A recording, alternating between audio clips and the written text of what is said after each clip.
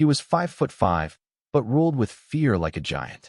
A mob boss so paranoid, he killed his closest friends. Even loyalty couldn't save you from Little Nicky Scarfo. He didn't just run the Philly Mafia. He terrorized it. This is the story of the most violent boss in Mafia history. A man who bathed his empire in blood, until it all came crashing down. This is Little Nicky Scarfo, the Mafia's most violent boss. Chapter 1. The Making of Little Nicky. The air was thick with heat and the metallic scent of blood. Somewhere inside a small, cracked tile kitchen in South Philadelphia, a man slumped over the table, his face buried in a plate of cold spaghetti. The radio hummed faintly in the background, Frank Sinatra singing about strangers in the night. But no one heard the music. Not really. It was just noise, drowned out by the ringing in the killer's ears. He hadn't flinched when he pulled the trigger. He never did. That was the thing about Little Nicky Scarfo. He didn't just kill people. He erased them.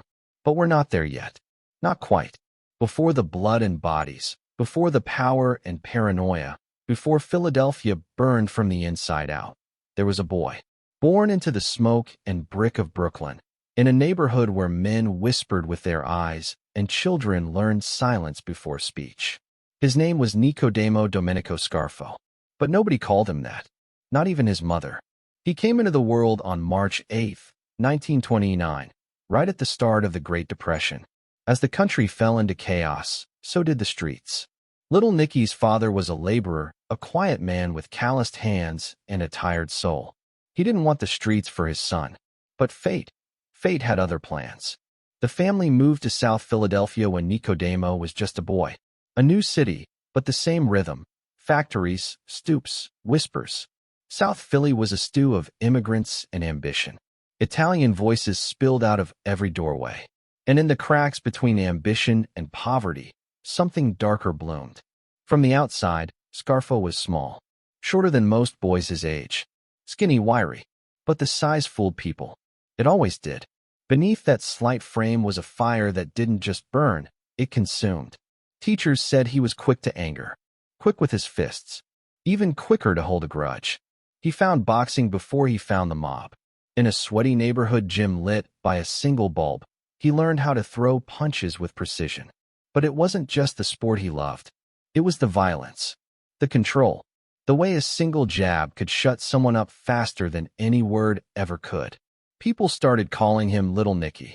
Part mockery, part warning. Violence became his language. But unlike most kids who fought in back alleys and forgot about it, Scarfo remembered every punch, every slight, every disrespect. By the time he was a teenager, South Philly was more than just his home. It was his stage. And he was watching the men who ran it. Men in long coats and slicked back hair. Men who never worked, but always ate well. Men with nicknames that carried weight. Names that made cops look the other way. Scarfo's uncle, Nicholas Piccolo, was one of those men. A soldier in the Philadelphia mob. Not flashy, not loud, but steady, trusted. Scarfo watched him closely. The way people treated him. The respect. The fear. And Scarfo wanted that. Not just wanted, itched for it. He started spending more time around the older guys. Not officially part of anything yet, but always hanging around. Offering to run errands. Drive someone. Deliver a message. He was a shadow in the corner. Listening. Learning. Waiting. But even in the shadows, Scarfo stood out. His temper made sure of that. There was a story about him throwing a meat cleaver at someone during a kitchen argument. Another about him punching a man at a wedding over a spilled drink. The details blurred over the years, but the message never did. Scarfo was dangerous. And not in a theatrical, mob movie kind of way. He was unpredictable, reckless. The kind of guy who didn't blink before throwing a punch, but never smiled after, either. He joined the mob in the early 50s. Officially inducted under the watch of Angelo Bruno, the Philadelphia boss known as the Gentle Don. Bruno didn't like Scarfo. Thought he was too unstable. Too loud. The Mafia had rules, unwritten, but ironclad. No drugs. No heat. And most of all, no unnecessary killing. Scarfo didn't care. He wasn't in it for tradition. He was in it for control. In 1963, Scarfo was convicted of manslaughter after stabbing a man to death during an argument at an Italian restaurant. It wasn't business. It wasn't ordered. It was pure rage, and it violated everything the mob stood for. As punishment, Bruno sent Scarfo into exile, banishing him to Atlantic City, which at the time was a dying town with boarded-up casinos and fading neon. It should have been the end of him. Most men would have disappeared into obscurity. But Scarfo wasn't most men. He turned exile into opportunity. In Atlantic City, he built a small empire from the ground up. Loan sharking, illegal gambling, protection rackets. He brought his cousin, crazy Phil Leonetti, into the fold. Trained him, molded him. Phil would become his right hand, his hammer, and one day, his betrayal. But those seeds were still being planted.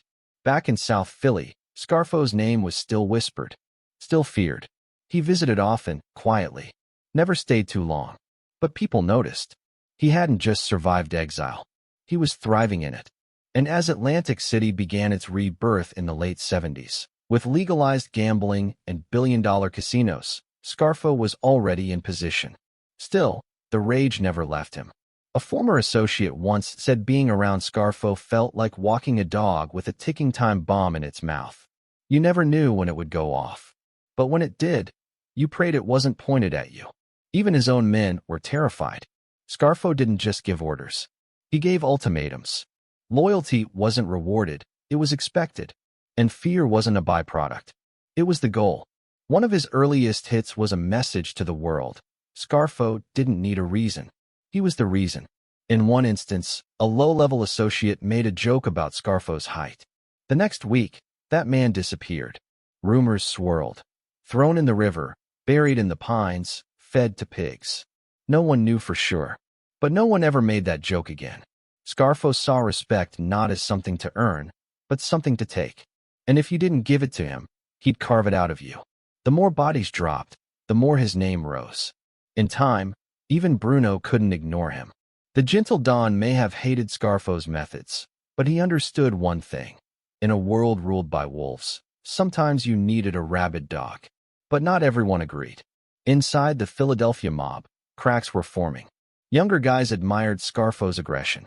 Older guys saw it as a threat. The tension was quiet, but it was growing. And Scarfo felt it. He'd walk into rooms and study who looked away first. He remembered names, faces, who laughed too loud, who didn't laugh at all. His mind was a scoreboard of slights, and he never left debts unpaid. He started keeping a list. Not a written one. Nothing that could be found. But it was there, etched into the folds of his brain. A mental map of enemies, rivals, and future ghosts. His ambition was no longer about survival. It was about dominance. The streets whispered louder now. Scarfo wasn't just a soldier anymore. He was something else. A force. A storm that didn't ask for permission before it destroyed everything in its path. But storms have a center. A quiet eye. And at the heart of Scarfo's fury was something few ever saw. An emptiness. A boy who never felt big enough. Respected enough. Loved enough. So he built his empire not on loyalty, but on fear. And fear, as history shows, is the most unstable currency in the world. He didn't know it yet, but Scarfo's path was already set. The violence would grow. The betrayals would come. And the crown he sought would cost him everything. But first, there would be a spark. A single bullet, fired into the back of a respected mafia boss's head. A murder that would change the Philadelphia underworld forever. And open the gates for Scarfo's bloody rise to power. Chapter 2. A short man with a short fuse. The man on the floor wasn't moving. Blood pooled beneath his cheek, soaking into the wooden planks like spilled wine at a dinner party gone wrong. Around him, shattered glass glittered like a mosaic of violence. The bartender, still gripping the phone with trembling hands, whispered. He snapped. Just snapped. It wasn't the first time someone said that about Little Nicky Scarfo. And it wouldn't be the last. Long before Scarfo ruled the Philadelphia underworld with an iron fist and a twitchy trigger finger, he was just another kid trying to prove he mattered. In a neighborhood full of men twice his size and 3 times his experience, he learned early that silence got you overlooked, but violence got you heard. South Philadelphia in the late 1940s was a place where fists spoke louder than fathers. Respect wasn't earned through words. It was earned in the ring or the street. And Scarfo, all 5'5" of him, knew he couldn't outsize his rivals, but he could outfight them. That realization changed everything. He took up boxing in a dusty, overcrowded gym that smelled like sweat, blood, and desperation. The ring wasn't polished. The gloves were worn. But the lessons were brutal and honest. He had speed, sure, but it was the rage that gave him an edge. When other kids fought to win, Scarfo fought to hurt. Every punch he threw felt personal. And sometimes it was. Trainers noticed it. The way he stared through opponents. How he refused to touch gloves. The way he didn't just want to beat the other guy. He wanted to break something inside him. Scarfo wasn't boxing to compete. He was boxing to feel something. Maybe even to make others feel what he'd carried around his whole life. A storm bottled up in a body too small to hold it. He didn't make it far as a boxer. His temper saw to that. A few promising matches ended with thrown stools, shouted threats, and an eventual blacklisting. Promoters whispered his name like he was cursed. Too risky. Too unstable. Too much. But out on the streets, that reputation made him dangerous. And in places like South Philly, danger carried its own kind of currency. He drifted toward low-level rackets. Gambling. Shakedowns. Anything with quick money and quicker consequences. And it was during one of those run-ins that the fuse first truly lit. The story still echoes through old bars like a warning. Scarfo and another man got into a heated argument over a woman, or maybe a card game. The details are hazy. What's clear is that Scarfo pulled a knife. A flash of steel. A scream. And just like that, a man lay dying on the floor of an Italian restaurant, his blood seeping into red-checkered linen. Scarfo was arrested. The charge, manslaughter, not murder, because in the twisted way the law sometimes worked, rage wasn't always considered intent. He did time. Not long, but enough. Enough to solidify what everyone already feared. Scarfo wasn't just hot-headed. He was lethal. The Mafia took notice, but not in the way Scarfo had hoped. Angelo Bruno, the reigning boss of the Philadelphia crime family, saw Scarfo as a liability. Bruno was known as the Gentle Don. He valued diplomacy over bloodshed, calm over chaos. Scarfo was everything Bruno wasn't, and everything he hated. A ticking bomb in a room full of fuel. But Scarfo had family in the organization. His uncle, Nicholas Piccolo, vouched for him. So instead of being clipped, Scarfo was exiled. Not out of the life, but out of the city. They sent him to Atlantic City. Back then, Atlantic City was a pale ghost of its former self. The glitz had faded. The casinos had closed. The boardwalk creaked under the weight of rust and memory. It was where the mob sent men to fade, not rise. Scarfo was supposed to rot there. Out of sight, out of mind. But they underestimated him. He arrived with nothing but his temper, a few connections, and a hunger that had only grown behind bars. He set up shop quietly, found a small apartment, started shaking down local bars, offering protection, running dice games out of basements.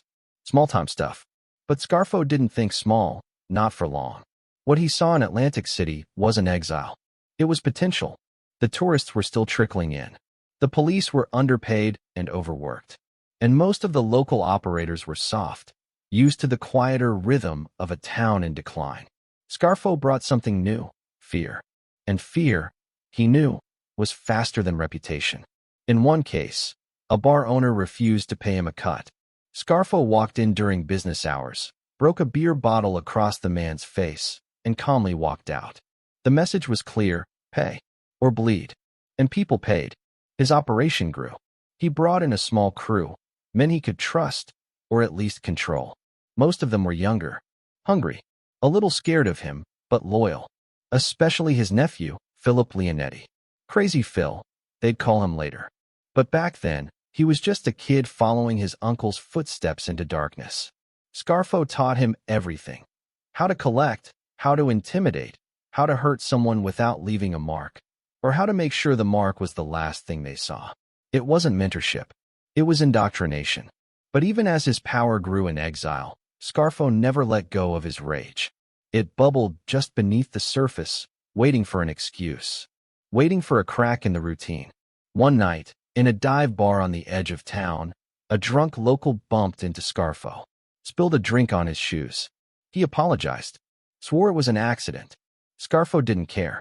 He smashed a glass into the man's mouth, breaking his teeth clean through his lips. No one stopped him. No one spoke. The man didn't press charges. He couldn't. He knew what Scarfo was. Stories like that made their way back to Philadelphia. And while Bruno still hated Scarfo, others began to respect him. He was building something. Quietly. Aggressively. Efficiently. Then, in the late 70s, a spark lit Atlantic City on fire. The state legalized casino gambling. Suddenly, the city of decay became the city of opportunity. Billion-dollar projects. Construction. Tourism. Corruption.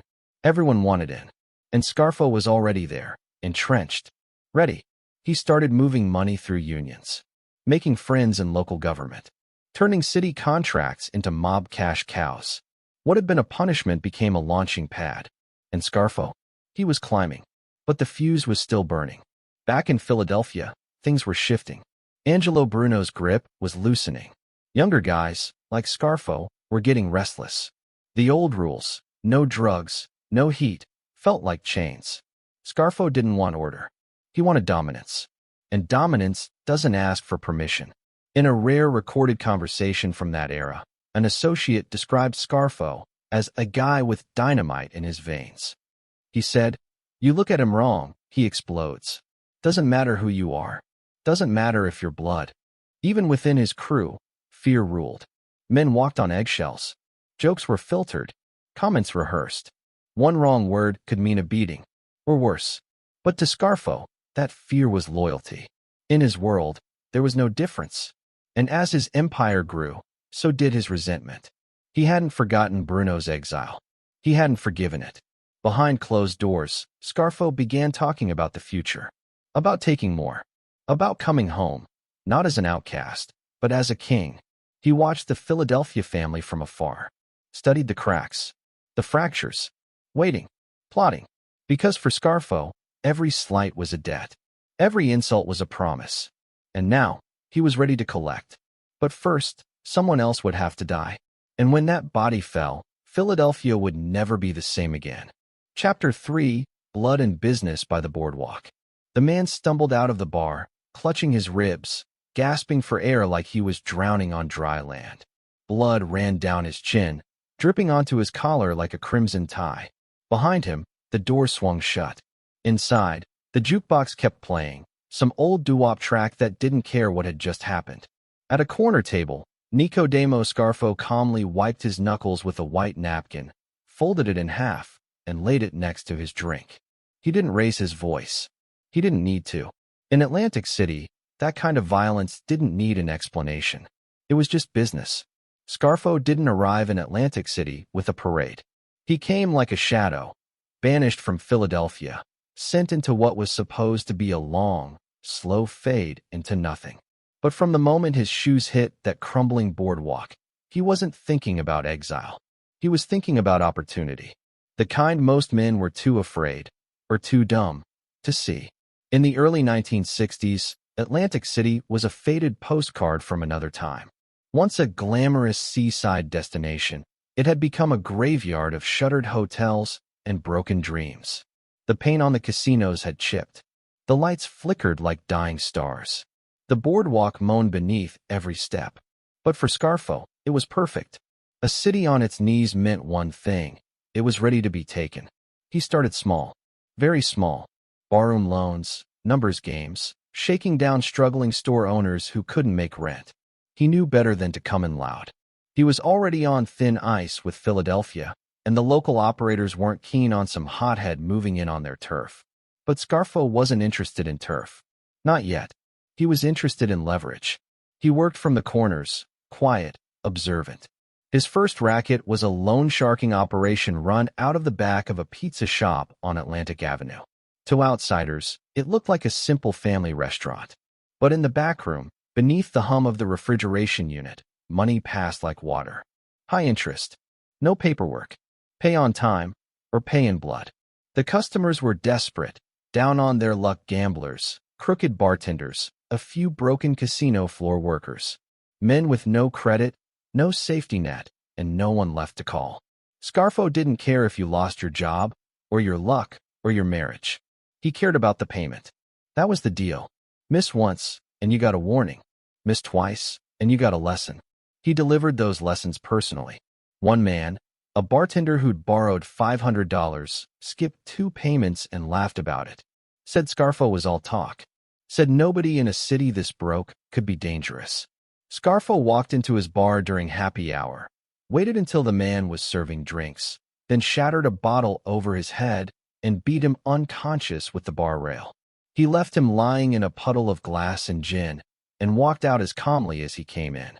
No one said a word. That silence, that terrified, breath-holding silence, was Scarfo's favorite sound. Word spread. Atlantic City had a new player. Small, violent, and unpredictable. He wasn't flashy. He didn't wear loud suits or drive big cars. But the scars he left were loud enough. He had a code, but it was warped. Respect wasn't given, it was demanded. Disrespect wasn't handled, it was punished. And fear? Fear was his fuel. Scarfo didn't build a crew overnight. He built it through intimidation, loyalty, and necessity. Young guys who didn't have a place in Philly. Old guys looking for one last hustle. He offered them something the city couldn't: protection. A cut of whatever they could earn, as long as they followed one rule: do it his way, or don't do it at all. One of his earliest recruits was a scrappy teenager named Philip Leonetti, his own nephew.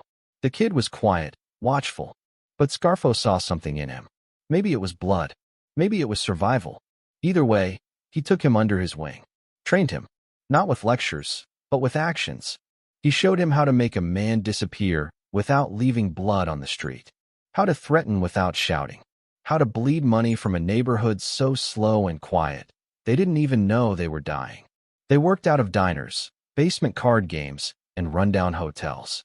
Every deal was face-to-face. Every warning was personal. Scarfo didn't trust phones, didn't trust paper, and he sure as hell didn't trust anyone outside his circle. By the mid-60s, he had control over much of the illegal gambling along the boardwalk. Not all of it, but enough. Enough that people asked permission before they moved. Enough that debts were brought to him, not to the cops.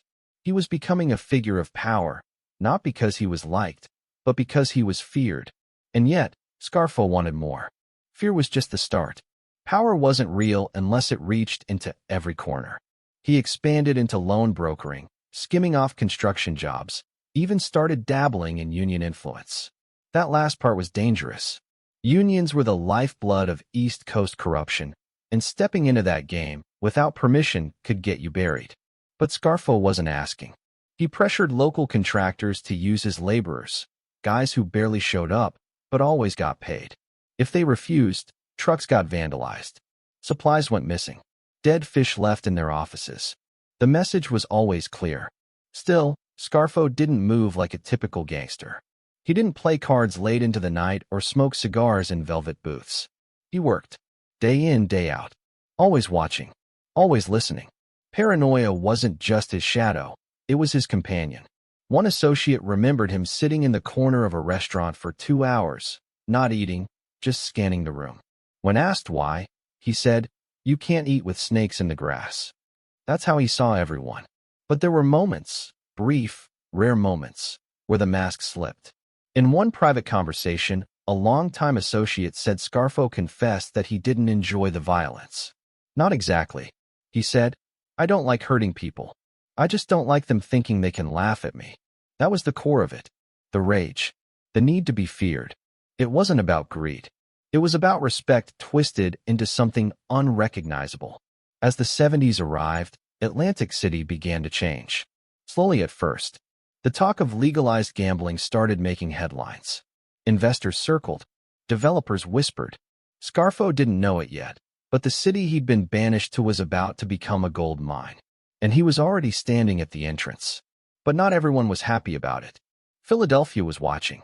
Angelo Bruno still considered Scarfo an outsider, a risk. Other families whispered about the little man making big moves.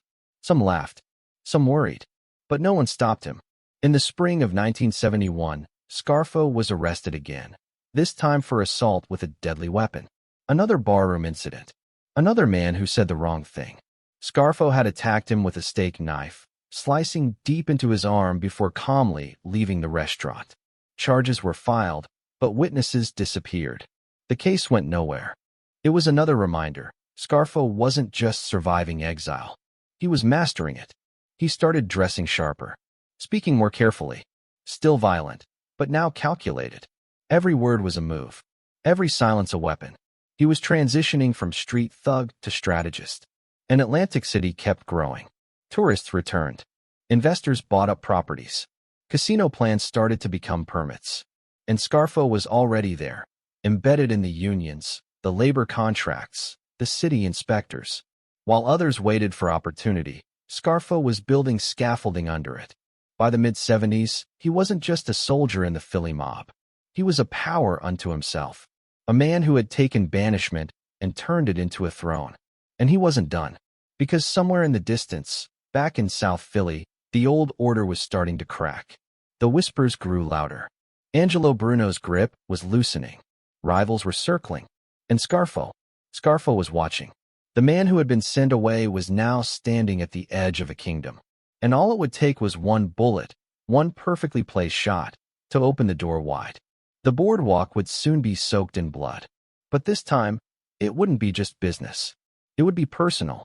Chapter 4, Murder for Respect.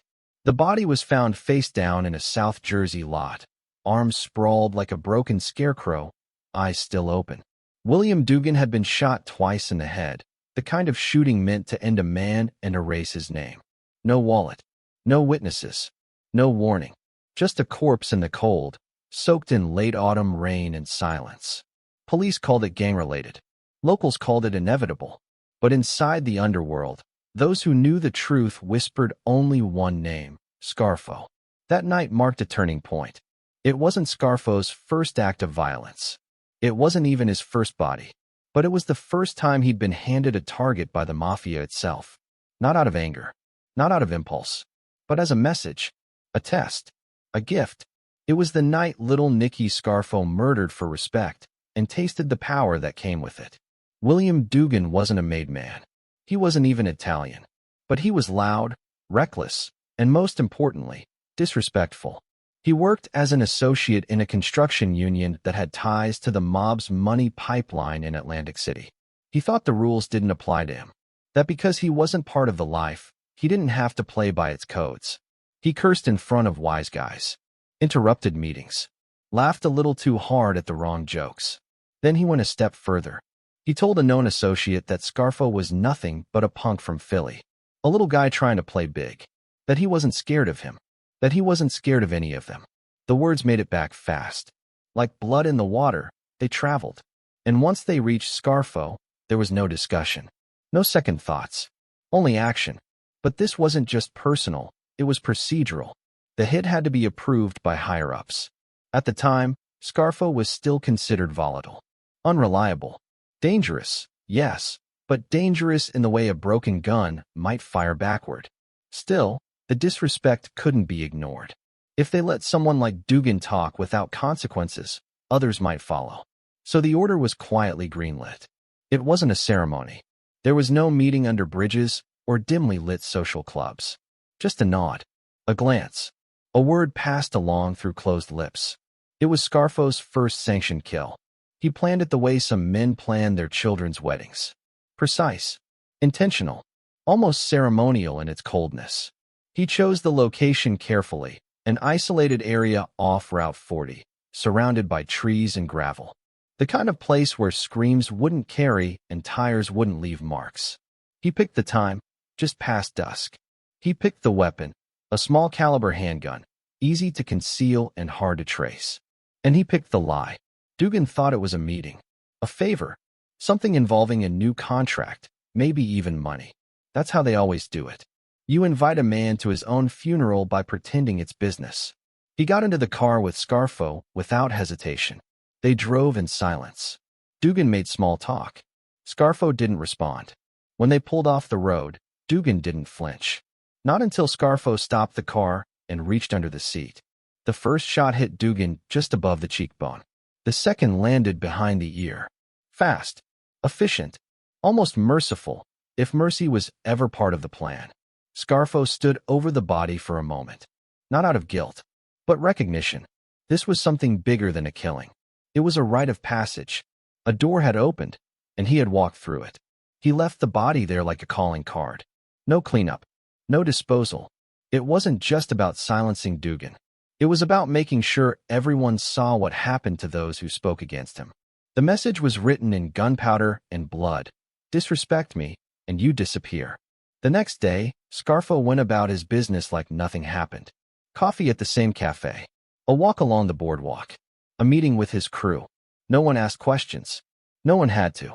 And within the mob, something shifted. Scarfo was no longer just the angry little man in exile. He was now a killer with permission. A soldier who followed orders and relished them. The other wise guys noticed. Some respected it. Some feared it. But none ignored it. Killing changes a man. But for Scarfo, it didn't change him, it completed him. He had always felt underestimated. Passed over. Laughed at behind closed doors. But now, he had something none of the jokes could touch. He had blood on his hands, and the blessing of the family. His crew started referring to him differently. Not just Nicky. Now it was Mr. Scarfo. Sometimes whispered. Sometimes said with a tremor. Because respect, once bought in blood, doesn't feel like admiration. It feels like fear with good manners. And Scarfo fed on that fear like oxygen. Behind closed doors, he talked more now. Not about the hit. That stayed buried. But about respect. About power. About how men like Dugan were weeds in a garden. And he was the blade.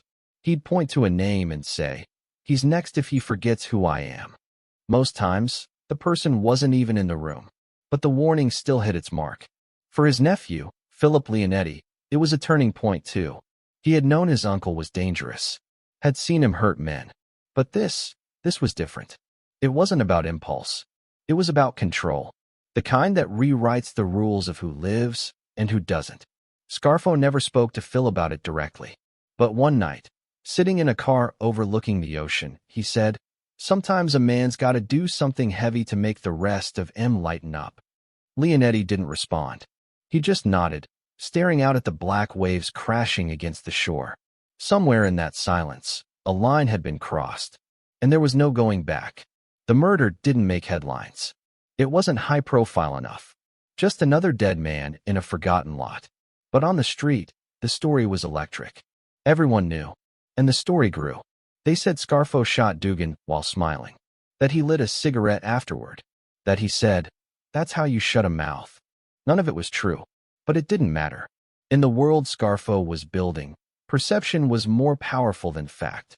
And now, people perceived him very differently.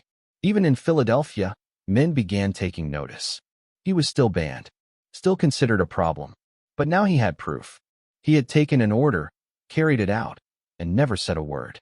That counted, even among the cautious. The effect was immediate. His collections became easier.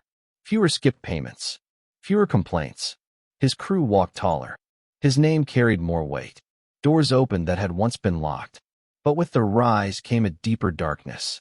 Scarfo's need for control, for domination, began to twist. He didn't just want to be feared, he needed it. Needed to see it in the eyes of his men. In the flinches of those he spoke to. In the way people never let him sit with his back to the door. Violence became not just a tool, but a language. And Scarfo was fluent. One of his own guys once said, "With Nicky, it wasn't about who you were, it was about how close you were. The closer you got, the more dangerous it was." That was the paradox. In most crews, loyalty brought safety. With Scarfo, loyalty brought proximity. And proximity meant risk. Still, men followed him. Because in a world of quiet betrayal and uncertain alliances, there was something brutally honest about Scarfo. He didn't lie about what he was. He warned you with every look. But beneath it all, beneath the rage, the blood, the sudden outbursts, was something else. A boy who had grown up short, ignored, passed over. A man who had carved a kingdom out of resentment and pain. Every act of violence wasn't just enforcement. It was revenge for a life of feeling small. The murder of William Dugan was never solved. Officially, it faded like fog in the early morning. But inside the mob, it echoed. It was the first line in a story written in blood, a story that was only just beginning. Because while Scarfo had earned his respect, he hadn't yet claimed his crown. That would come next, and the price would be far greater than one man's life. Chapter 5, Climbing the Ranks. The alley behind the diner was quiet. Too quiet. Not even the buzz of the city dared to drift this far back. Just the sound of shallow breathing and the muffled crunch of a boot on gravel. Then came the pop. Sharp, fast, final. A body hit the ground with a thud, as if the earth itself had exhaled. But Scarfo wasn't done. He stepped forward, leveled the gun, and pulled the trigger 2 more times. Chest. Face. He didn't flinch. He didn't blink. When he turned to leave, his expression didn't change, as if what had just happened wasn't violence, but punctuation. This was Scarfo's signature, overkill. He didn't just end problems. He erased them. By the early 1970s, Scarfo had evolved from a small-time enforcer in exile to something more, a figure whispered about in both Atlantic City and Philadelphia. His name had weight. His eyes carried threat. And his work? It spoke for itself. But in the world of organized crime, muscle only takes you so far. Advancement required alignment. And Scarfo found that in Phil Testa. Testa was everything Scarfo wasn't. Calm, calculating, methodical. A rising star in the Philadelphia crime family with a quiet but powerful presence. Known as the Chicken Man for his poultry business roots, Testa wasn't the kind of man who needed to raise his voice. His influence did the talking. And Testa saw something in Scarfo that others had missed: utility. Scarfo was chaos wrapped in discipline. He didn't ask questions. He didn't play politics. He delivered results. Ugly, efficient, unquestionable. That made him dangerous. But more importantly, it made him useful. The 2 men struck up a working relationship built on mutual interest. Testa offered Scarfo protection from within the Philly hierarchy, shielding him from old enemies and the long memory of Angelo Bruno. In return, Scarfo became Testa's unofficial enforcer. When something needed to be done without discussion, Scarfo was the call.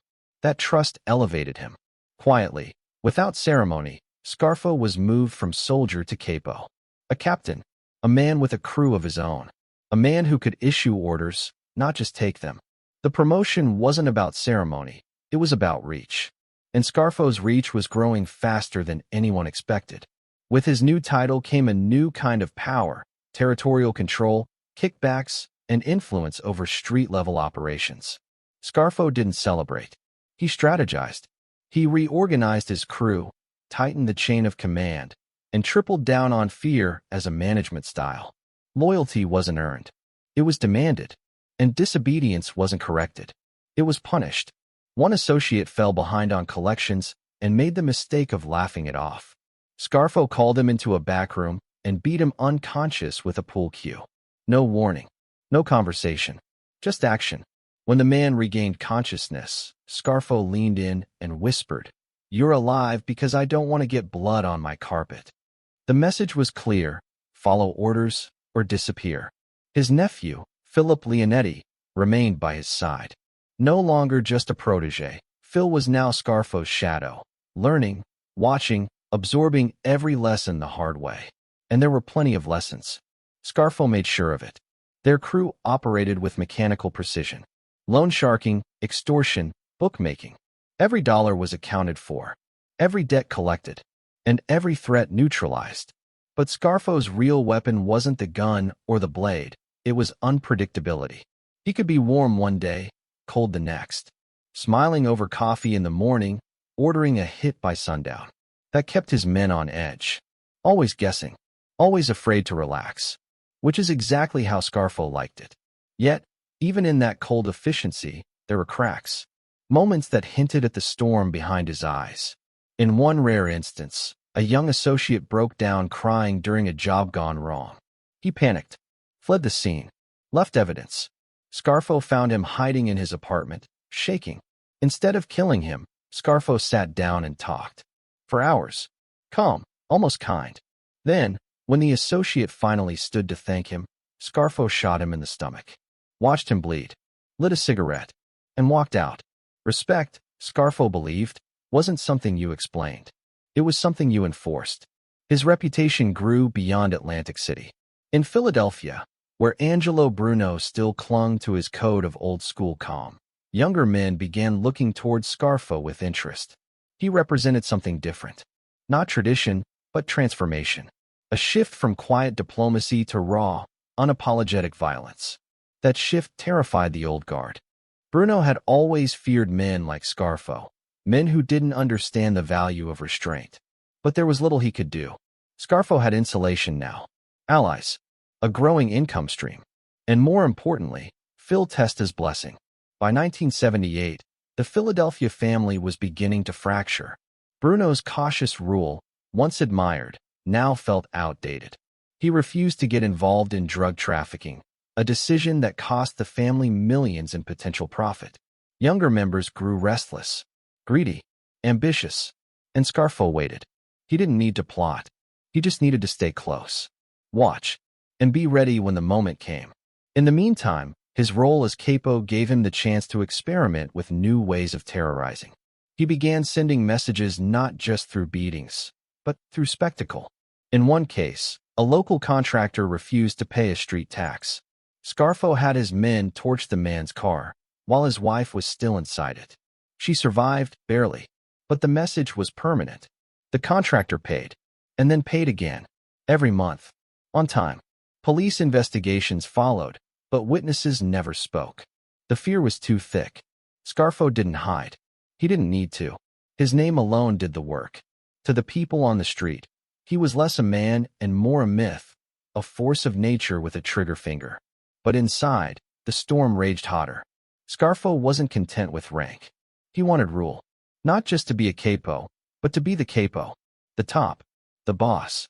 And with the winds shifting inside the Philadelphia family, that dream didn't feel so distant anymore. Phil Testa's influence helped position him. Testa's own rise, step by careful step, brought Scarfo closer to the throne without ever making a move. It was strategic, calculated, almost surgical. Still, Scarfo wasn't a politician. He didn't kiss rings or broker peace.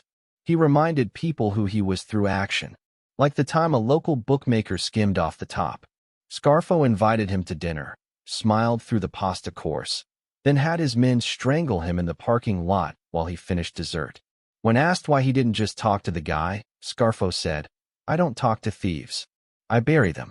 That was Scarfo in a sentence. The more bodies dropped, the more power he absorbed. Because in the Mafia, survival wasn't just about loyalty. It was about capability. And Scarfo was proving himself more capable and more ruthless than anyone expected. But even those closest to him began to wonder, how far was too far? Inside his own crew, the tension grew. Men who once laughed in his presence now avoided eye contact. Conversations stopped when he entered a room, not out of respect, but out of fear. One member described him as a shark that never stopped swimming, always circling, always hungry. Still, no one dared challenge him. Because Scarfo had mastered the balance of proximity and paranoia. He made you feel included, until he didn't. He praised you in public, then punished you in private. And no one could predict which version they'd get. By the end of the decade, his earnings had tripled. His name was feared across state lines. And his body count, well, no one could agree on the number. But everyone agreed on one thing. Scarfo wasn't just climbing the ranks. He was leaving scorched earth behind him as he went. But power doesn't rise without resistance. And while Scarfo was gaining ground, Angelo Bruno was losing it. The streets were shifting. The old man's grip was loosening, and the vultures were circling. Scarfo didn't need to push. Not yet. He just needed to wait for gravity to do its work. Because soon, the chair at the top would be empty. And when that happened, Scarfo would be ready to take it, covered in blood, grinning through his teeth, and holding the smoking gun. Chapter 6. The Gentle Dawn Falls. The silence that followed the gunshot was so sharp, it felt like the whole city had stopped breathing. The car's interior light flickered once, casting a soft orange hue across the back seat. A fine mist of blood covered the window. Angelo Bruno, the boss of the Philadelphia mob for nearly 2 decades, slumped sideways, the lower half of his face destroyed by a single shotgun blast. His eyes remained open, wide, shocked. confused. The gentle Don had ruled without blood. But in the end, it was blood that claimed him. March 16, 1979. It was raining in Philadelphia. Not a downpour, just the kind of cold drizzle that makes everything feel heavier. Bruno had just finished dinner with an old friend. He climbed into the passenger seat of a Lincoln parked outside his South Philly row home, never suspecting he was about to take his last breath. The blast came from the back seat. Close range. Merciless. No warning. News of his murder ripped through the underworld like a bomb. To the outside world, Angelo Bruno had been a paradox. A man with deep ties to murderers and thieves, yet known for his diplomacy.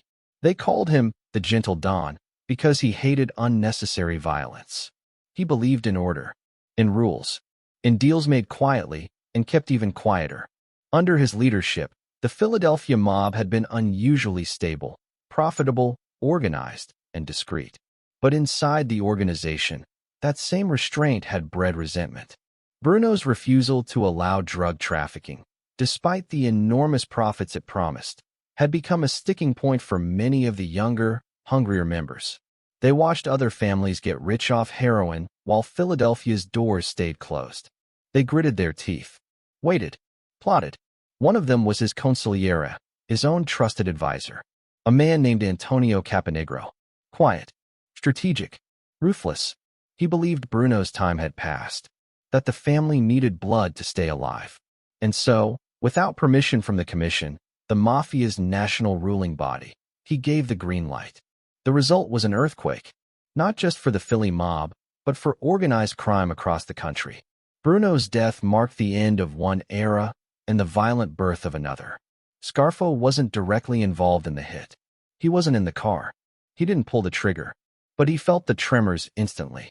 The man who had exiled him to Atlantic City, the old boss who had considered him too reckless, too unstable, was now gone, executed in his own neighborhood. And with Bruno's death came something Scarfo had been waiting for all his life, an opening. The Philly mob was suddenly a ship without a captain. Chaos seeped in. Old alliances frayed. New players emerged, each hungry for the top seat. Caponegro, the very man who had orchestrated the hit, expected to take over. But the Mafia doesn't forgive disrespect. Not at that level. Within weeks, Caponegro's body was found stuffed in the trunk of a car in the Bronx, naked, beaten, and riddled with bullets. His mouth was stuffed with dollar bills. A message from the commission: you don't kill a boss without permission and expect to live. It was a warning, and it worked. The vacuum left by Bruno's murder didn't bring unity. It cracked the family open like a split skull. Violence became routine. Hits were ordered with less caution. Arguments were settled not in back rooms, but with bullets on the streets. The body count climbed, week by week. And into that chaos stepped Phil Testa. Testa, the man who had once mentored Scarfo, was now named boss by the commission, a move meant to stabilize the city and return some sense of order. He was respected, connected, and more willing to evolve than Bruno had been. Scarfo immediately aligned himself behind him. Testa's rise was Scarfo's golden ticket. The man who had once shielded him from the shadows now stood at the top. And with that elevation, Scarfo's influence expanded overnight. He became more than just a capo. He became essential. Testa knew Scarfo's methods, knew he was volatile, but he also knew something more important. Scarfo got results. In a world spinning into bloodshed, results mattered more than reputations. Under Testa, Scarfo was given greater autonomy. His Atlantic City operations flourished. With legalized gambling spreading, union contracts, construction deals, and political bribery became lucrative sources of income. And Scarfo, with his unique brand of fear-based management, ensured every cent flowed upward. But the streets of Philadelphia told a darker story. Bruno's murder had set off a chain reaction. Revenge killings, power grabs, allegiances forming and dissolving in a single night. The old Mafia rules, respect, discretion, restraint, were unraveling. Scarfo saw opportunity in that unraveling. While other capos worried about alliances, Scarfo tightened his circle. Trusted only blood, like his nephew Phil Leonetti. He kept his crew lean, paranoid, efficient. Every man in his orbit was both protected and watched. No one moved without his say-so. But beneath his growing confidence lay a brutal lesson. If the Mafia could kill a Don as respected as Bruno, then no one was safe. Paranoia crept deeper into Scarfo's bones. He changed his routines. Never sat with his back to a door. Never used the same restaurant twice in a row. His calls were short. His meetings shorter. Every friend was a potential traitor. Every smile, a mask. And yet, even as he armored himself against betrayal, his ambition only grew. Testa's leadership, though strong, lacked Scarfo's brand of absolute control. Scarfo didn't just want power, he wanted fear. Fear that walked into a room before he did. Fear that kept men from even thinking his name without permission. He began flexing in small but pointed ways. A local bookmaker, late on payments, found his daughter's dog hanging from the porch swing. A builder who tried to bypass mob labor contracts woke up to find his wife's jewelry buried in concrete outside his office. These weren't just threats. They were psychological warfare. Scarfo was building a kingdom not just of profit, but of terror. Still, Testa's position remained secure. For the moment. But Scarfo was watching the clock. He knew how fast things turned in this world. Bruno had sat in power for almost 20 years. And one night, gone. Testa, though stronger, was vulnerable in ways he couldn't see. Too trusting. Too rooted in old loyalties. And Scarfo trusted no one. As 1979 turned into 1980, the scars left by Bruno's assassination refused to heal. Old school guys retreated. New school guys attacked. Bodies kept dropping. And through it all, Scarfo positioned himself not as a peacemaker, but as a survivor. He didn't speak at Bruno's funeral. He barely attended. But he watched. Studied who hugged who stood where, who smiled too wide. Because in this world, a funeral wasn't just mourning, it was maneuvering. And Scarfo was always maneuvering. The streets had changed. The family had changed. The rules were gone. Angelo Bruno's blood had washed away the old order. And in the shadows of that collapse, Scarfo sharpened his knives. Because he understood something the others didn't. Murder wasn't a last resort. It was a language. And Scarfo, he was about to speak it fluently. The war was just beginning. Chapter 7. The Chicken Man blows up. The explosion shook the street like a thunderclap from hell. Windows rattled for blocks. A dog began barking. Then came silence. Unnatural, loaded, thick. On the front steps of a quiet row house in South Philly, a body lay twisted and broken. Shards of flesh were scattered across the porch. Nails, hundreds of them, embedded in brick, wood, and bone. The man who'd been blown apart was Phil Testa, head of the Philadelphia crime family. They called him the Chicken Man. And now, his feathers were everywhere. It was March 15th, 1981. Less than 2 years after Angelo Bruno's execution, his successor was murdered in his own home by his own men. Not with bullets in the dark, not with poison in a drink, but with a homemade nail bomb placed under his front porch. A weapon meant not just to kill, but to send a message written in blood and iron. No one is untouchable.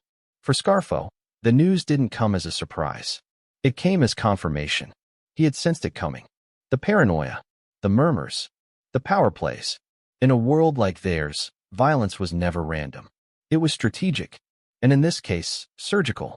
The kind of killing that took planning, access, and a deep willingness to break every rule the Mafia once held sacred. Phil Testa had been more than a boss. He'd been a lifeline. The man who gave Scarfo a second chance, pulled him out of exile, and elevated him from soldier to capo. Testa wasn't soft, but he wasn't savage. He wanted order, profit, structure. And in doing so, he walked the same tightrope Bruno had. A little more flexible, sure, but still balanced between tradition and ambition.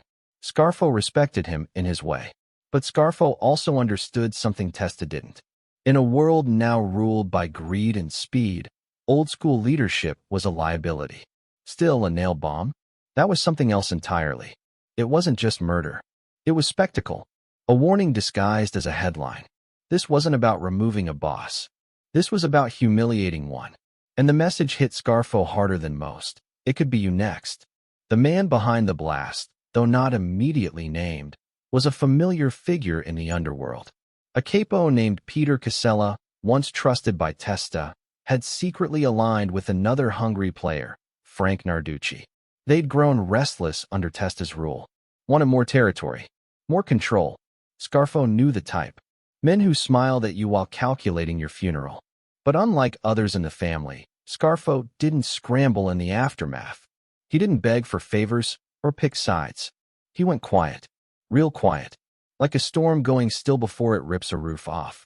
He pulled back from his usual haunts, held fewer meetings, sent others to collect his money. And in the darkness, he began assembling his plan, not just to survive the chaos, but to rise from it. The old code of La Cosa Nostra was built on loyalty, a brotherhood bound by blood and silence.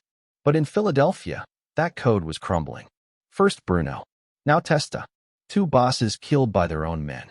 And with each betrayal, the Mafia became less of a family and more of a free-for-all. Scarfo saw it clearly. The center wouldn't hold. And in that void, power wasn't passed. It was taken. He started quietly forging alliances, not through handshakes, but through fear and favors. Men who once kept their distance now circled closer. Because when a family splinters, people look for protection.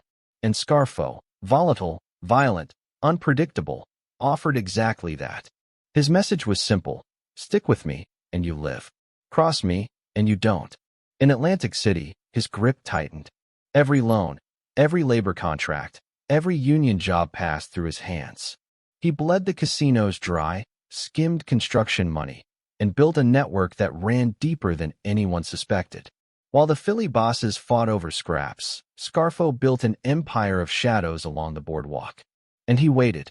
Meanwhile, the Commission, the Mafia's National Leadership Council, was losing patience with Philadelphia. Two bosses dead in under 2 years? That kind of instability was bad for business. They wanted peace, predictability, someone who could bring structure to the chaos. Scarfo was listening, but he wasn't rushing. He knew the next boss wouldn't just need strength. He'd need absolute fear. The kind that keeps knives sheathed and whispers low. The kind that stops betrayals before they're even imagined. So Scarfo began proving himself in blood. He eliminated a low-level associate who'd questioned his judgment in front of others. Had him shot behind a restaurant, broad daylight. No warning. Just bang, on the sidewalk. Message received.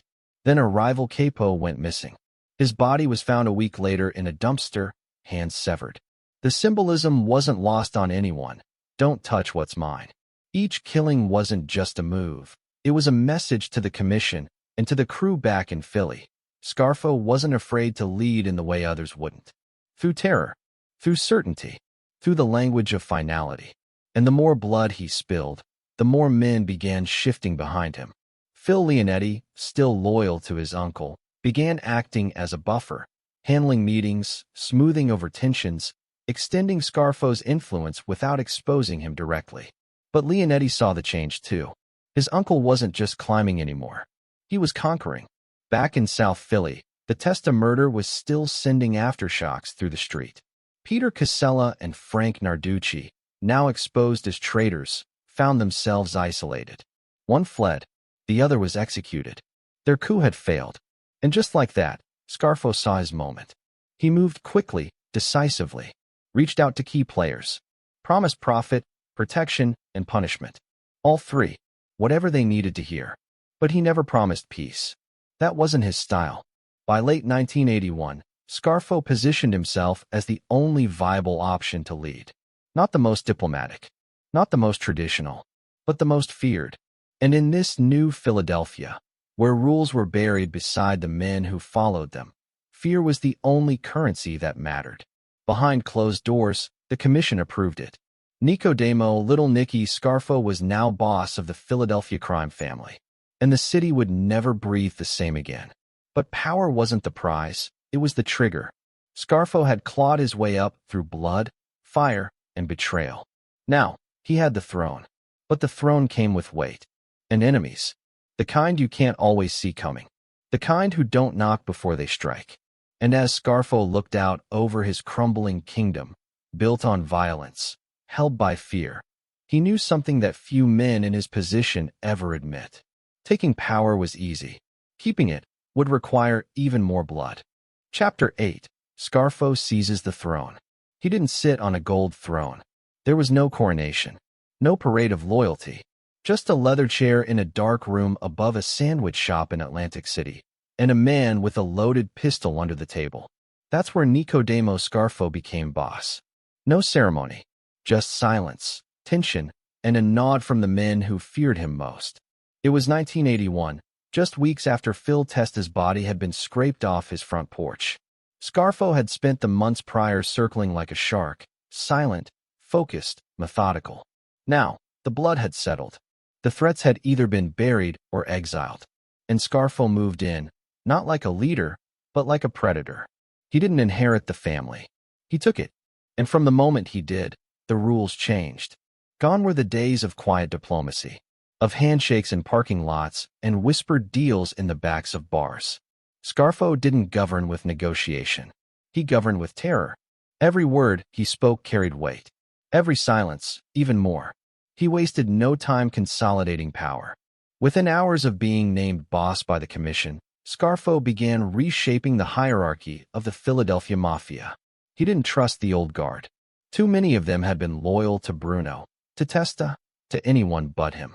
That made them liabilities. And Scarfo didn't tolerate liabilities. He installed his nephew, Philip Leonetti, as his underboss, second in command. Leonetti was young, sharp, and most importantly, family. Blood loyalty mattered more to Scarfo than any oath. Because blood didn't leak. Other key positions went to his most brutal enforcers.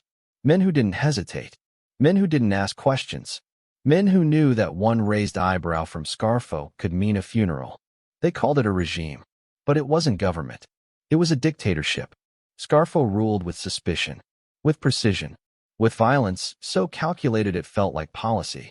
He began holding nightly meetings in Atlantic City. No phones, no records, no eye contact unless invited. Associates were told what to do, not asked. Orders were given in short, cold sentences, as if every word cost him breath. And everyone, even his most loyal men, understood the subtext: obey or disappear. In this new era, Scarfo didn't wait for betrayal. He anticipated it. He once told Leonetti, "You don't wait for a man to become a rat. You clip him before he remembers how to squeak." That was the logic now driving the Philadelphia mob. Not guilt, not proof. Paranoia. If Scarfo even suspected someone of talking to the feds, they vanished. If he heard a rumor someone laughed behind his back, they got called in and didn't walk out. If a guy wore sunglasses indoors, that alone was enough to land him on the watch list. Trust wasn't earned. It was revoked in advance. One soldier who questioned a cash split was found strangled in the trunk of his own car. Another who failed to attend a meeting on time was beaten with a hammer, then asked if he'd like a second chance. He said yes. He was never seen again. Scarfo didn't just want control. He wanted fear to walk 6 steps ahead of him wherever he went. He began enforcing mandatory tribute payments from every racket under his control: bookmaking, loan sharking, union jobs, drug trafficking. And if the money came in late, the lesson was swift. A car torched, a house broken into, a family member threatened. Sometimes, no warning at all, just a bullet and silence. And yet, under all that violence, the empire was thriving. Atlantic City was booming with casino money. And Scarfo, perched atop the skyline like a vulture in a tailored suit, took his cut from every deal that moved. He didn't need to understand gambling. He just needed to control the people who did. Union bosses, construction magnates, local politicians, they all fell in line. Because Scarfo wasn't flashy. He wasn't public. But he was everywhere. Like a whisper. Like a shadow at the corner of every deal. But shadows can grow darker. As his power expanded, so did his paranoia. Scarfo began rotating his meeting spots. Sometimes he held court in the back of a dry cleaner. Other nights, a seafood joint with a secret basement. His car never took the same route twice. And his security detail wasn't just muscle. It was a moving wall of suspicion. Even inside his inner circle, no one felt safe. Leonetti, his own nephew, began noticing changes. The uncle he once revered as a mentor now looked through him like he was scanning for betrayal. There were fewer jokes, fewer explanations, more silence, more orders, and more bodies. Between 1981 and 84, the Scarfo regime sanctioned over 24 hits. Some were enemies, others, friends, allies, even long-time earners. There was no pattern, just cold logic. One capo was shot in the face for being too friendly with an FBI agent's girlfriend. Another was garroted in his own kitchen after joking about Scarfo's height. No trial, no second chances, just execution by suspicion. Even the people carrying out the hits didn't know who would be next. And that was the genius of Scarfo's terror. It wasn't just punishment. It was prevention. When fear is absolute, loyalty doesn't matter. Because everyone is too afraid to breathe wrong. Outside the organization, federal agents were beginning to circle. Surveillance vans buzzed in neighborhoods. Wiretaps lit up with static. Informants started emerging from shadows like ghosts, ready to talk, ready to flip. But Scarfo still felt untouchable. He didn't hide. He leaned into the chaos. He bought a beach house, started hosting poker nights, laughed at the idea of law enforcement catching him. To Scarfo, the FBI was just background noise, a mosquito buzzing around a murder scene. But deep inside, the tension was coiling tighter. He slept with a pistol on his nightstand and a knife taped under the mattress. He had his favorite restaurants swept for bugs. He once had a waiter beaten for asking if he wanted the usual. Scarfo didn't believe in patterns. Patterns meant vulnerability. So he made every day unpredictable. One day warm, the next a storm. Even Leonetti couldn't read him anymore. That kind of tension doesn't last forever. Inside the crew, cracks began to form. Quietly at first. A missed payment here. A skip meeting there. Associates started talking in whispers, wondering how long they could survive under a boss who seemed ready to snap at shadows. But no one dared act. Because Scarfo had made an example out of every potential traitor. He once ordered the murder of an associate's son, just to send a message that no one was off limits.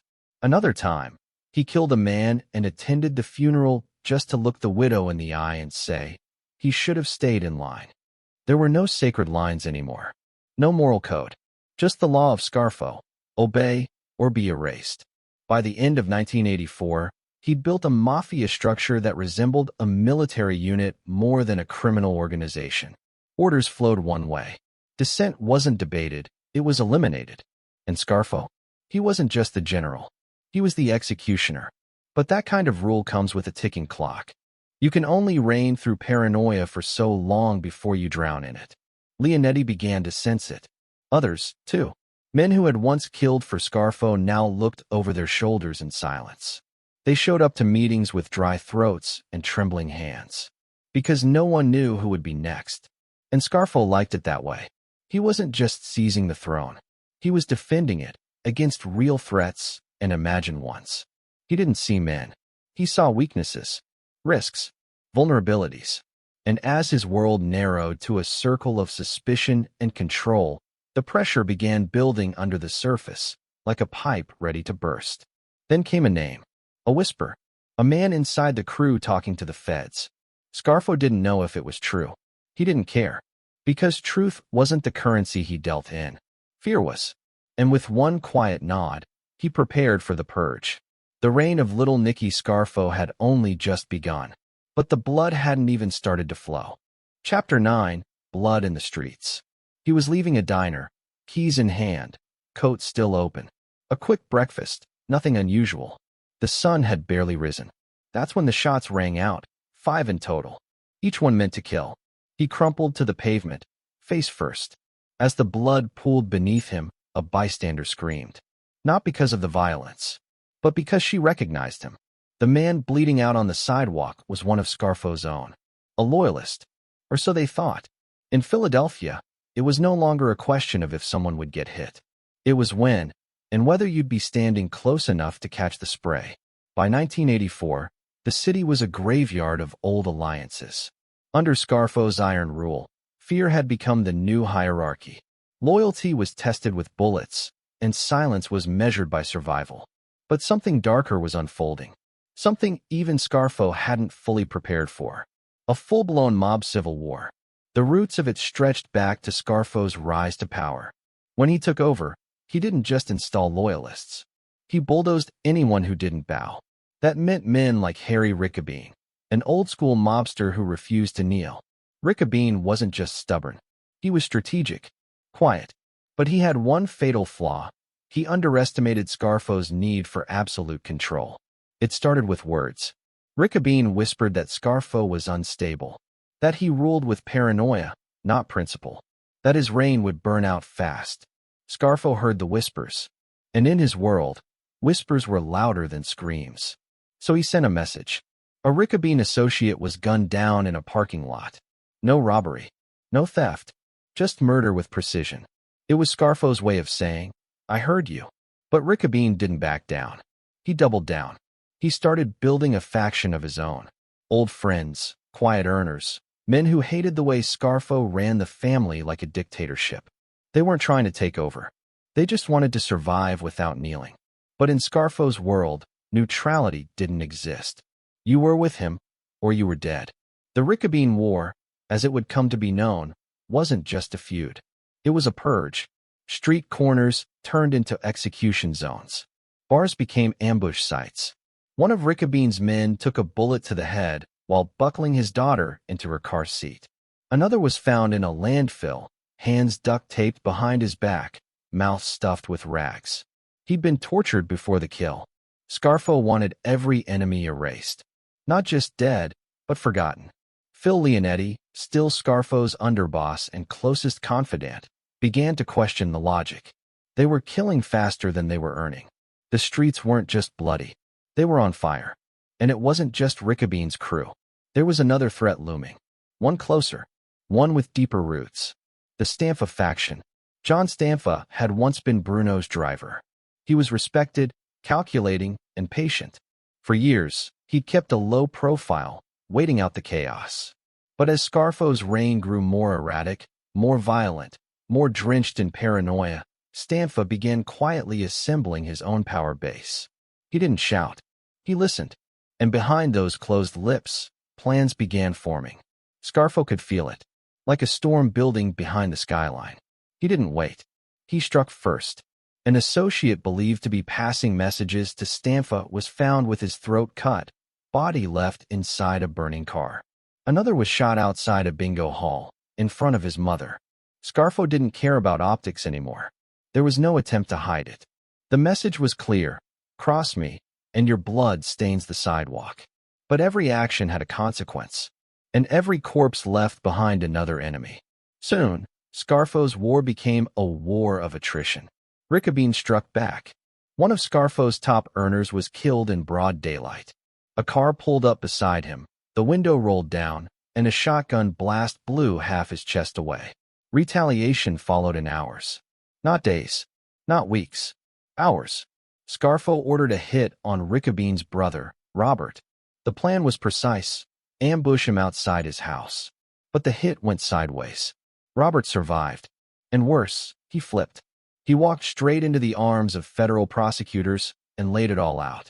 Names, faces, dates. He gave the feds a roadmap into the war and into Scarfo's world. For Scarfo, betrayal from outside was expected. But betrayal from within? That lit a fire he couldn't control. He didn't just want Riccobene dead. He wanted him erased from memory. Every known associate of the Riccobene crew was targeted. Safe houses were raided. Apartments were set on fire. One man, suspected of hiding a faction loyalist, had his fingers broken one at a time with a claw hammer. The streets were no longer ruled by La Cosa Nostra. They were ruled by carnage. Even civilians started noticing. Funeral homes were booked solid. Hospitals reported spikes in gunshot trauma. And still, Scarfo pushed forward. More hits, more blood, more silence. But the war was hollowing out the family from the inside. Money was drying up. Casinos in Atlantic City were pulling back. Political connections were fraying. And the feds, they were everywhere. Still, Scarfo refused to blink. He moved with double the security. Stopped trusting almost everyone. Even Leonetti felt the shift. His uncle's once-controlled rage had become something darker, wild, unpredictable. He spoke less, slept less, drank more, and every conversation ended with the same phrase: "You never know who's listening." Then came the final blow in the Ricabene War. One of Ricabene's last loyal men, Joseph Padula, was captured by Scarfo's crew. They didn't kill him. Not immediately. They tortured him, pulled out his teeth, broke his legs, filmed the whole thing on grainy VHS tape. Then they left the tape on a federal agent's doorstep. The message was less about intimidation and more about madness. Scarfo wasn't just trying to win. He wanted to scar the world. But that tape would become evidence. And while the blood war burned in the streets, the feds were quietly building the biggest RICO case Philadelphia had ever seen. Scarfo didn't know it yet, but every bullet fired in the Ricabene feud, every corpse dumped on the sidewalk, every whispered threat and recorded meeting was building a noose around his neck. By 1985, the Ricabene War was finally over. Harry was arrested and convicted. His crew was decimated. Scarfo had won, technically, but the cost was catastrophic. Dozens dead, millions lost, trust broken, and a family left so fractured it barely resembled the one Scarfo took over just a few years earlier. He had consolidated power, but not through strength, through annihilation. Now, the throne he fought so hard to claim sat atop a mountain of bones. And in the shadows, the feds waited. Because if there was one thing more dangerous than Scarfo's rage, it was what came next, when the paranoia turned inward, when his own men started wondering if loyalty was worth dying for. Chapter 10: A Dictator in a Mob Suit. He wasn't hiding. He was smiling, sitting at a table in an Italian restaurant in Atlantic City, sipping wine like a man without a care in the world. Around him, laughter echoed. Waiters moved in and out. Forks scraped plates. But beneath the table, his hand rested on a loaded pistol. Across from him sat a man who had killed for him, earned for him, bled for him. Now, with one quiet nod, Scarfo gave the signal. The man never saw the shot coming. 1 second, he was reaching for his glass. The next, his head exploded into red mist across the tablecloth. The wine and blood mixed. And Scarfo didn't even flinch. This wasn't business. It wasn't war. It was purge. By the mid-1980s, Nicodemo Little Nicky Scarfo had turned the Philadelphia mob into a regime built on whispers, blood, and absolute control. He didn't trust the feds. He didn't trust outsiders. But most dangerously, he didn't trust his own men. Every glance was a threat. Every silence, a suspicion. He began looking at the family he built not as a circle of loyalty, but as a room full of traitors waiting to breathe the wrong word. And so, like a mobster version of Stalin, he began eliminating his own. At first, it was subtle. A soldier skipped a meeting. Dead. A bookmaker shorted him $2,000. Dead. A guy laughed at the wrong joke. Dead. Then it got darker. He ordered the murder of a capo who had served for over 20 years, simply because he wore sunglasses during a sit-down. Scarfo called it a sign of disrespect. The man was shot in the head while walking his dog. Scarfo once told Leonetti, "If I think it, it's real. If I feel it, it's fact." That was the logic now driving every execution. There was no need for evidence. No concern for reason. Scarfo's paranoia had become gospel, and his word was divine law. Inside the organization, fear reached a fever pitch. No one knew who was safe. Men who had grown up together, who had done time together, who had buried bodies together, now watched each other with dead eyes. A smile was no longer a sign of friendship. It was a mask for survival. Leonetti began to feel it, too. The chill in his uncle's voice. The dead stare that lasted a second too long. The sudden pauses before answering. It was like watching a man unravel in slow motion, but taking everyone down with him. Scarfo began rotating his inner circle weekly. Not for security. For control. No one was allowed to grow comfortable. If a guy had been close for too long, Scarfo replaced him. Sometimes with men who barely knew how to sit in a room without sweating. There were no second chances. No apologies. No explanations. One soldier made the mistake of asking if his payment was short. Scarfo invited him to dinner. They never found the body. Another had the audacity to suggest a lower kick-up due to bad numbers. He was found stabbed 18 times, his mouth taped shut with a note, "Should have shut up sooner." It was more than violence. It was terrorist policy. Scarfo began keeping a mental list, an invisible ledger of imagined slights, tiny missteps, and gut feelings. If your name landed on it, you didn't even get the courtesy of a warning. You just stopped existing. Some soldiers tried to leave quietly, retire, disappear. Scarfo hunted them down one by one. He believed the only way out was death. And if death came, it came brutal. One hit was carried out in front of the victim's own mother. Another was dumped on a church altar. A priest found the body. Scarfo considered that irony. Even family wasn't safe. Scarfo began questioning Leonetti's loyalty. Not openly. Just small, slicing comments. Little jabs. Moments of silence that landed like threats. He started sending Leonetti on strange errands. Out-of-town trips that made no sense. Assignments that could have been handled by anyone else. Leonetti understood. He was being tested. Or worse, targeted. He had watched his uncle kill men for far less. Now he couldn't sleep. Couldn't eat. He carried a gun to family dinners. Watched the door when using the restroom. Checked his car for wires, for explosives, for anything that might indicate today was the day.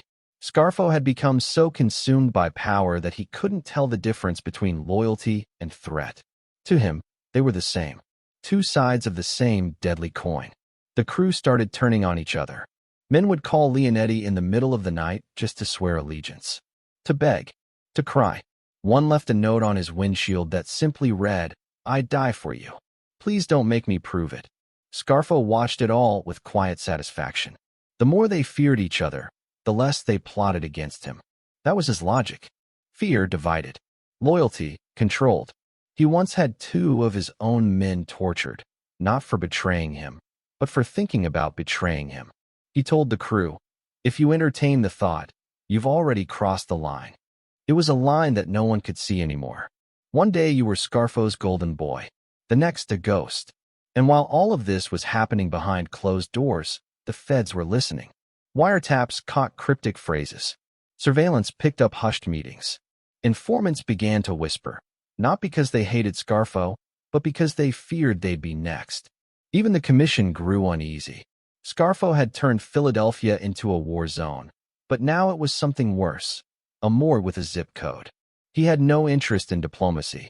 He ignored traditional channels, blew off sit-downs, refused to answer calls. He believed the Mafia should be ruled like a kingdom, where the boss was more executioner than statesman. And if that kingdom was built on blood, so be it. The FBI began building a psychological profile. What they saw was chilling. A man with no remorse, no moral compass. A leader who saw murder not as a last resort, but a daily ritual. One agent called him the most dangerous man in America with the least press. Because Scarfo didn't want to be known. He wanted to be feared. He didn't hold press conferences, didn't throw money around, didn't hang out with celebrities. His wealth wasn't flashy. It was hidden, layered under dummy corporations, offshore accounts, and cash that never saw daylight. But what he lacked in style, he made up for in savagery. The body count rose. Morale dropped. The family, once a force of power, now looked like a haunted house filled with skeletons that hadn't fallen yet. Leonetti started keeping a list of men who had vanished. He stopped counting at 30. He had a dream once, of Scarfo standing over his bed, gun in hand, whispering, "You breathe loud, Philly." He woke up drenched in sweat, the sheets soaked, heart pounding like a siren in his chest. That wasn't just fear. That was survival. Men whispered in corners. Others plotted escape. Some even considered flipping, giving the feds whatever they wanted in exchange for a new life, far from the streets of Philly. But most were too afraid. Scarfo had eyes everywhere. And worse, he had ears. Even the walls, they said, could talk. Then came the breaking point. A longtime associate, one who had stood beside Scarfo during the Riccabene feud, made a simple mistake. He forgot to check in before a major meet. Scarfo had him beaten, shot, and buried in a construction site. When asked why, he replied, "He forgot. I didn't." That wasn't just punishment. That was message writing with corpses. Leonetti knew something had to give. The center was cracking. The fear that once held the family together was now driving it off a cliff. But to speak up? To even hint that Scarfo was slipping? That was suicide. So they waited, one by one, silent, numb, hoping the storm would pass. But dictators don't stop until the empire burns, or until someone else pulls the trigger. And behind the curtains of power, buried under layers of silence and blood, the first cracks of rebellion had already begun to form. Chapter 11. Kill or be killed. He was the son of a boss, a made man, handsome, respected. Salvatore Testa walked into that alley thinking it was just a quick sit-down. Something simple, routine. He wore a navy blazer, shoes polished, hair perfect. But the men waiting for him weren't there to talk.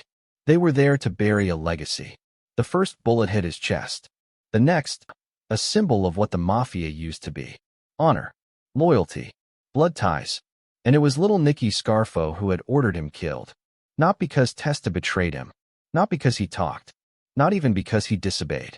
Scarfo had him murdered because he might one day become too popular, too respected, too powerful. In Scarfo's mind, admiration was a threat, and threats had to be eliminated before they grew teeth. Testa had been like a son to Scarfo, a surrogate, the actual son of Phil Testa, the man who helped lift Scarfo out of exile and into power. They had shared dinners, celebrated birthdays, toasted to loyalty. None of that mattered. Scarfo called the hit coldly, like a man ordering groceries, then sat down for lunch. That's what his regime had become. Kill or be killed. Every handshake in that world now came with a shadow. Every smile hid fear. No one was safe. Not allies, not family, not even the children of mentors. And Scarfo was just getting started. In prison, Harry Riccobene waited. The war that had once torn the streets apart was long over. His crew was decimated. His allies either dead or locked away. But Scarfo still saw him as a loose thread, a fragment of the past that refused to disappear. So Scarfo tugged. Word reached the prison yard. Riccobene had a price on his head. Inmates were offered cash, favors, promises of protection. But Riccobene was still sharp, still calculating. He tightened his circle, trusted no one, ate alone, slept lightly. But in the Mafia, old grudges don't die. They expire. And Scarfo didn't want Riccobene forgotten. He wanted him erased. Back on the street, the killings kept coming.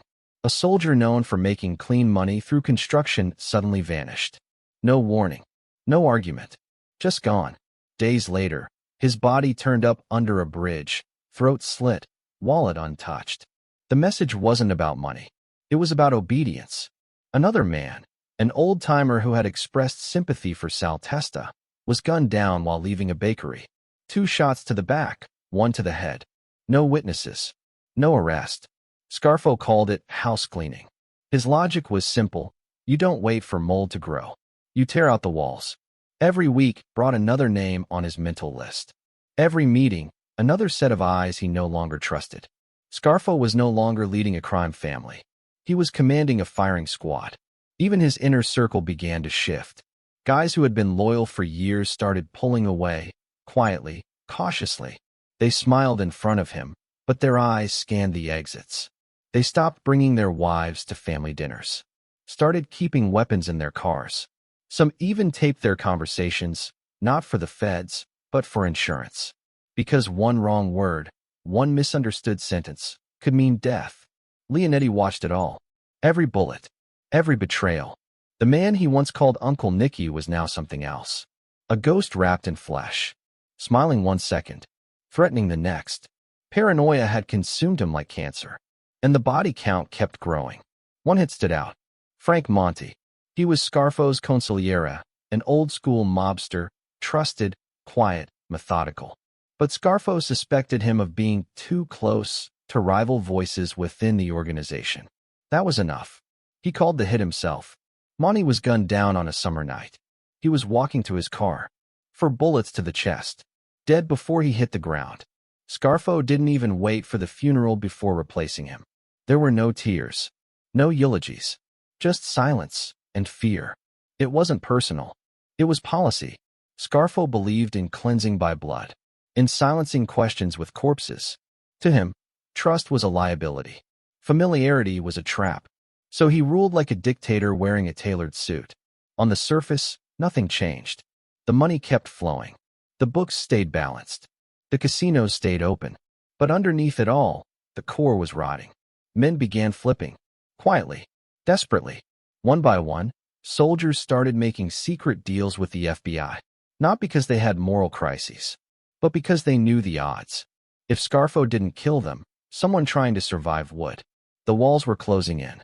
And Scarfo, he didn't blink. He once said, "If they fear me, they'll never move against me." But fear is fragile. It doesn't inspire loyalty. It cancels it. Men feared Scarfo so much they stopped trusting each other. Stopped speaking. Stopped showing up. His empire was crumbling in whispers and hesitation. Then came the killing that finally made the feds lean in. Joseph Ciancaglini, a loyalist, one of Scarfo's own. He had never raised his voice, never questioned a call. But Scarfo believed he was too comfortable, too at ease with power. So Scarfo had him shot outside his home, broad daylight, front yard, in front of his wife. The feds saw an opportunity. They moved in faster, bugged more phones, pushed more pressure on the weak links. And the weak links were growing by the hour. Inside the family, the fear had curdled into silence. Scarfo had killed so many of his own that no one knew who was actually still with him. Meetings became shorter. Phone calls clipped. Eye contact brief. Scarfo's circle wasn't shrinking. It was vanishing. But even then, he kept going. Because in his world, mercy was weakness. Trust was poison. And killing was the only cure. He told Leonetti one night, "Better to dig the grave before the betrayal." And so he kept digging. But eventually, the dirt starts to turn on you. And as Scarfo looked over his kingdom of bones, one question hung in the air like smoke from a fresh gunshot. What happens when everyone is a threat? Chapter 12, The Crazy Phil Factor. He stood in front of the mirror, razor in hand, eyes locked on his own reflection. The hotel bathroom was foggy, silent, except for the slow drip of water from the sink. Philip Leonetti didn't move. Not yet. He was thinking, not about shaving, but about whether today would be the day he had to kill his uncle. The thought had crept in slowly, like a poison. At first, it was a whisper, then a shadow. Now it was a voice he couldn't drown out. After all the years, after all the blood, after all the loyalty, that's what it had come to. Kill him, or be killed. Phil had once adored Nicky Scarfo. He wasn't just an uncle. He was a mentor, a godfather, a mythic figure who gave him identity, purpose, and protection. From the first time Scarfo put a gun in his hand, Leonetti felt like he belonged, like he had a destiny carved into the underworld. They called him Crazy Phil for a reason. He didn't hesitate, didn't question. When Scarfo gave an order, Leonetti made it happen. Clean, fast, without remorse. But even the most loyal weapon can crack under pressure. Scarfo's reign had become a bloodbath. The paranoia, the purges, the endless trail of corpses, it all weighed heavy on Leonetti's shoulders. He had pulled the trigger on friends, watched men beg for their lives, heard confessions in the dark that no priest could forgive. And through it all, Scarfo just smiled and ordered more. Leonetti tried to justify it, told himself it was business, that this was the cost of power. But deep down, something had shifted. Scarfo didn't just kill threats anymore. He killed for control, for dominance, for fun. And Leonetti had become the architect of it all. He wasn't just the underboss. He was the hammer Scarfo used to break bones. But what happens when the hammer starts to feel guilt? The tension between them began subtly. Scarfo would ask where Leonetti had been, who he had spoken to, what time he left a meeting. The questions didn't sound like accusations at first. Then came the side eyes, the silences, the little jabs. You getting soft, Philly? You spending too much time thinking. They weren't jokes. They were warnings. Leonetti started sleeping with a pistol under his pillow. He changed his routine daily, ate at odd hours, made sure no one followed him. Because if Scarfo even suspected betrayal, it would be over in a heartbeat. And Scarfo was suspecting betrayal. He'd grown obsessed with the idea that his own nephew might be turning, that the man who had once carried out his deadliest orders might one day turn the gun on him. The paranoia was mutual now. At a Christmas party, Scarfo stood across the room, watching Leonetti pour a drink. Their eyes locked. No words. No smiles. Just silence. It was family, but it wasn't trust. Still, the blood bond kept them orbiting each other. Locked in a gravity neither could escape. Scarfo needed Leonetti. He was the only one left who understood the machine, who could keep the money flowing and the crew from collapsing. And Leonetti, in some twisted way, still felt responsible. For the family. For the legacy. For the wreckage they had created together. But the noose was tightening. The FBI was closing in. Informants were flipping faster than Scarfo could kill them. The feds were piecing together entire networks of deals, murders, loan sharking, racketeering. Every name led to another. Every voice gave up two more. And Leonetti was at the center of it all. They called him the underboss, but he was more like the vault. Every plan, every order, every murder that couldn't be traced, lived in his head. The feds wanted Scarfo, but Leonetti? He was the key. They watched, waited, tapped phones, followed cars, until one day, the net closed. Leonetti was arrested in a multi-state takedown. RICO charges, conspiracy, murder, loan sharking. Enough time behind bars to die 3 times over. Scarfo was furious, not because of the charges, but because Leonetti had allowed himself to be caught. In Scarfo's mind, weakness was worse than betrayal. He sent a message to Leonetti's lawyer. You better remind him who he belongs to. But Leonetti had already begun to slip out from under his uncle's shadow. In solitary, in silence, he started replaying everything. The blood, the betrayals, the lives he'd ruined, the people he'd buried, and the man who made it all happen. Scarfo had turned him into a killer. And now, when he needed that loyalty the most, he'd thrown him to the wolves. Leonetti didn't break immediately, but cracks appeared. The feds came in gently. No threats, no screaming, just patience. They told him what he already knew. Scarfo wasn't coming for him. He wasn't sending help. He wasn't sending lawyers. He was sending silence. A death sentence. It all came down to a choice. Loyalty or life. It wasn't just about Scarfo anymore. It was about Leonetti's own soul. Whether he could carry the weight of what he'd done. Whether he could let the cycle continue. So he talked. And when he talked, he unleashed hell. He gave the feds everything. Structure. Names. Hit orders. Money routes. How Scarfo made decisions. Who he trusted. Who he didn't. Where the bodies were. Where the fear lived. He described murder scenes like a man recounting dreams. Calm.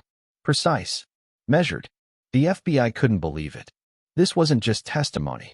It was an autopsy of the Philadelphia mob. An X-ray of Scarfo's soul. And the irony? It was Scarfo himself who had trained Leonetti to see everything.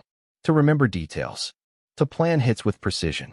Now those same skills were being used to dismantle the empire they had built.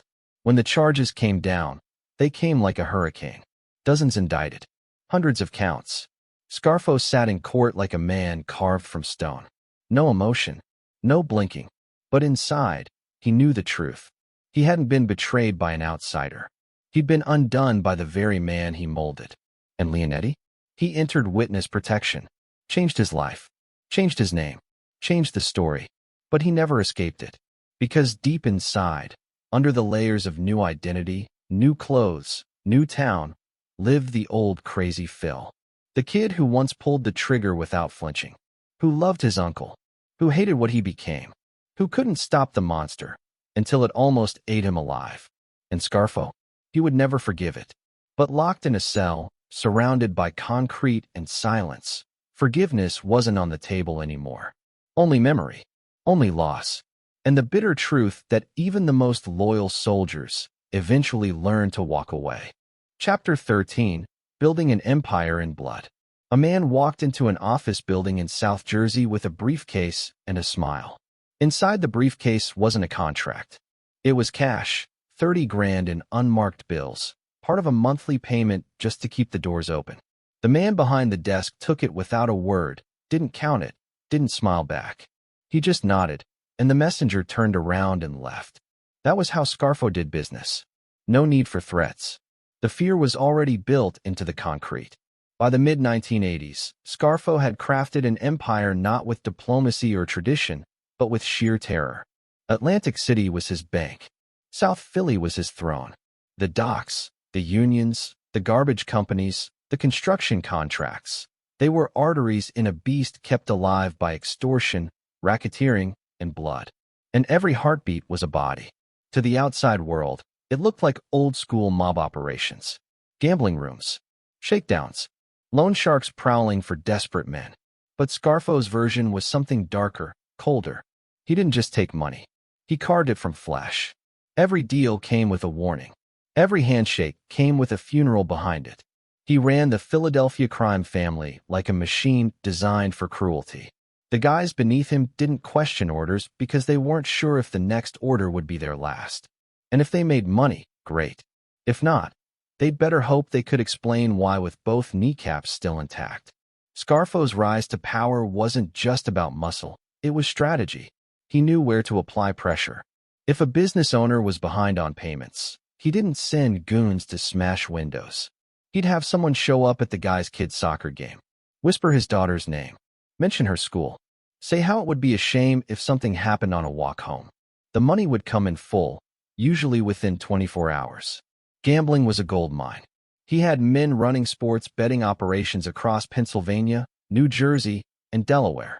Parlors hidden in basements, back rooms, and behind storefronts. It wasn't about luck, it was about control. If a player couldn't pay, he'd owe interest.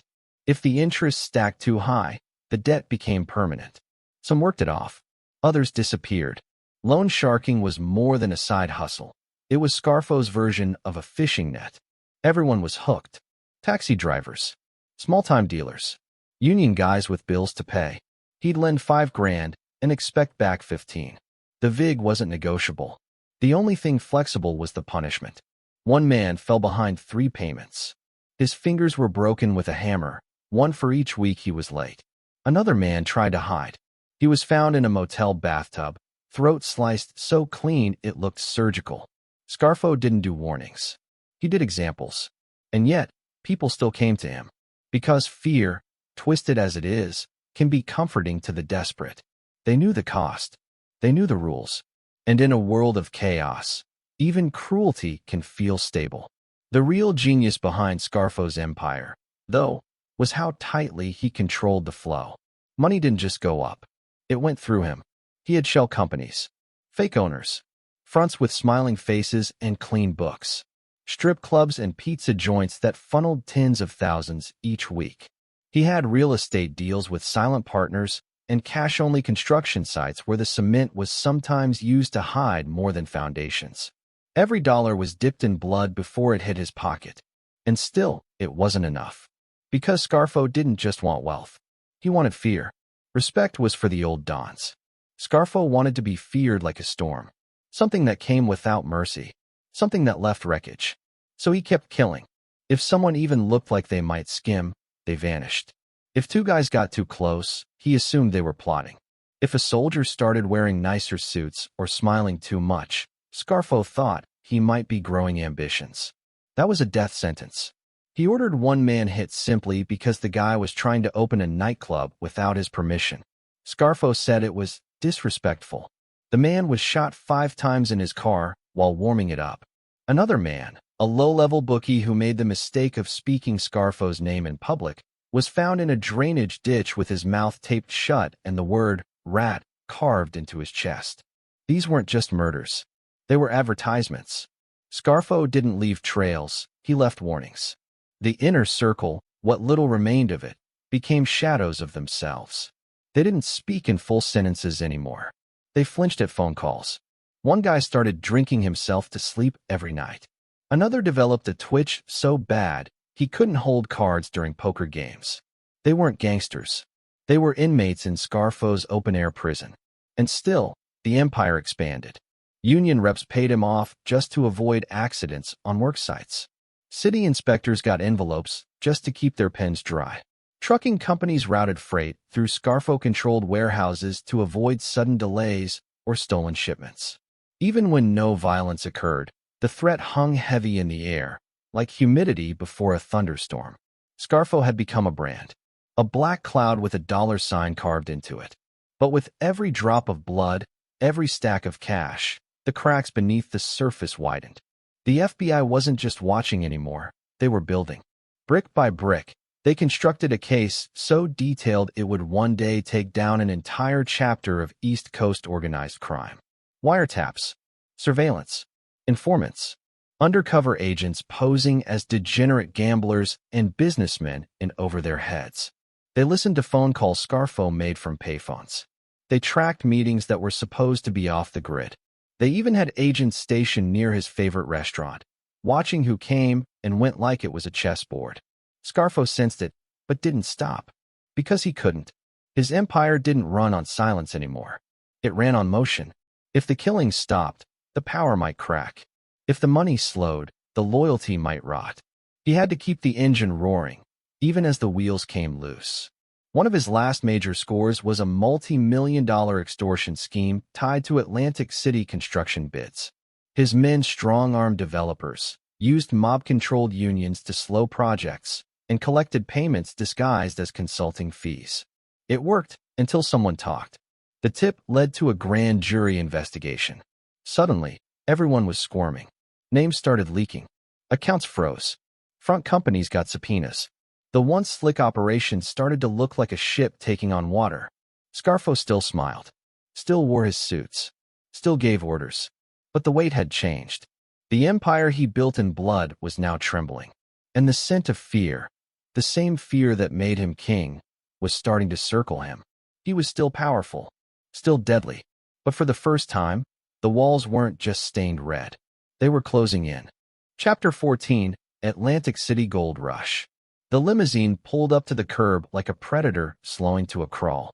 Behind the tinted glass, a figure sat in silence, watching the neon dream of Atlantic City flicker in front of him. Casinos loomed like cathedrals of chance, their lights bouncing off the waves in flashes of gold and rot. Inside the limo, little Nicky Scarfo smiled. It was the early 1980s, and this wasn't a city anymore. It was a cash register with no lid. And Scarfo had the only key. From the moment the state of New Jersey legalized gambling in Atlantic City in 1976, Scarfo saw what most others didn't. While politicians pitched economic rebirth, Scarfo saw unlimited muscle. An entire city under construction. Millions flowing through slot machines, roulette wheels, and blackjack tables.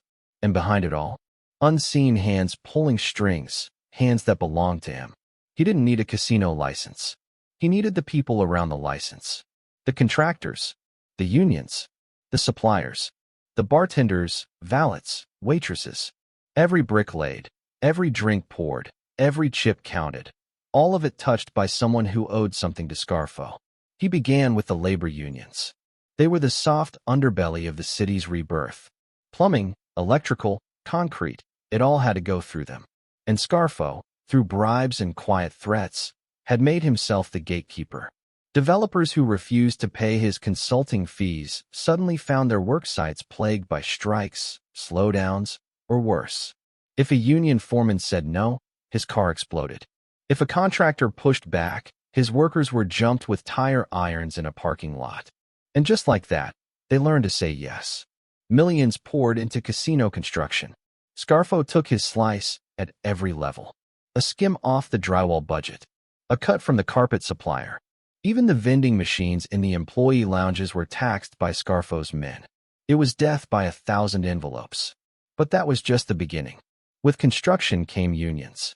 With unions came control. And with control came intimidation, bribery, and blackmail. Union leaders started taking meetings in the back booths of Scarfo-friendly restaurants. They smiled wide, drank heavily, and went home with envelopes of cash and a clear message. You work for him now. Scarfo wasn't subtle. He had no need to be.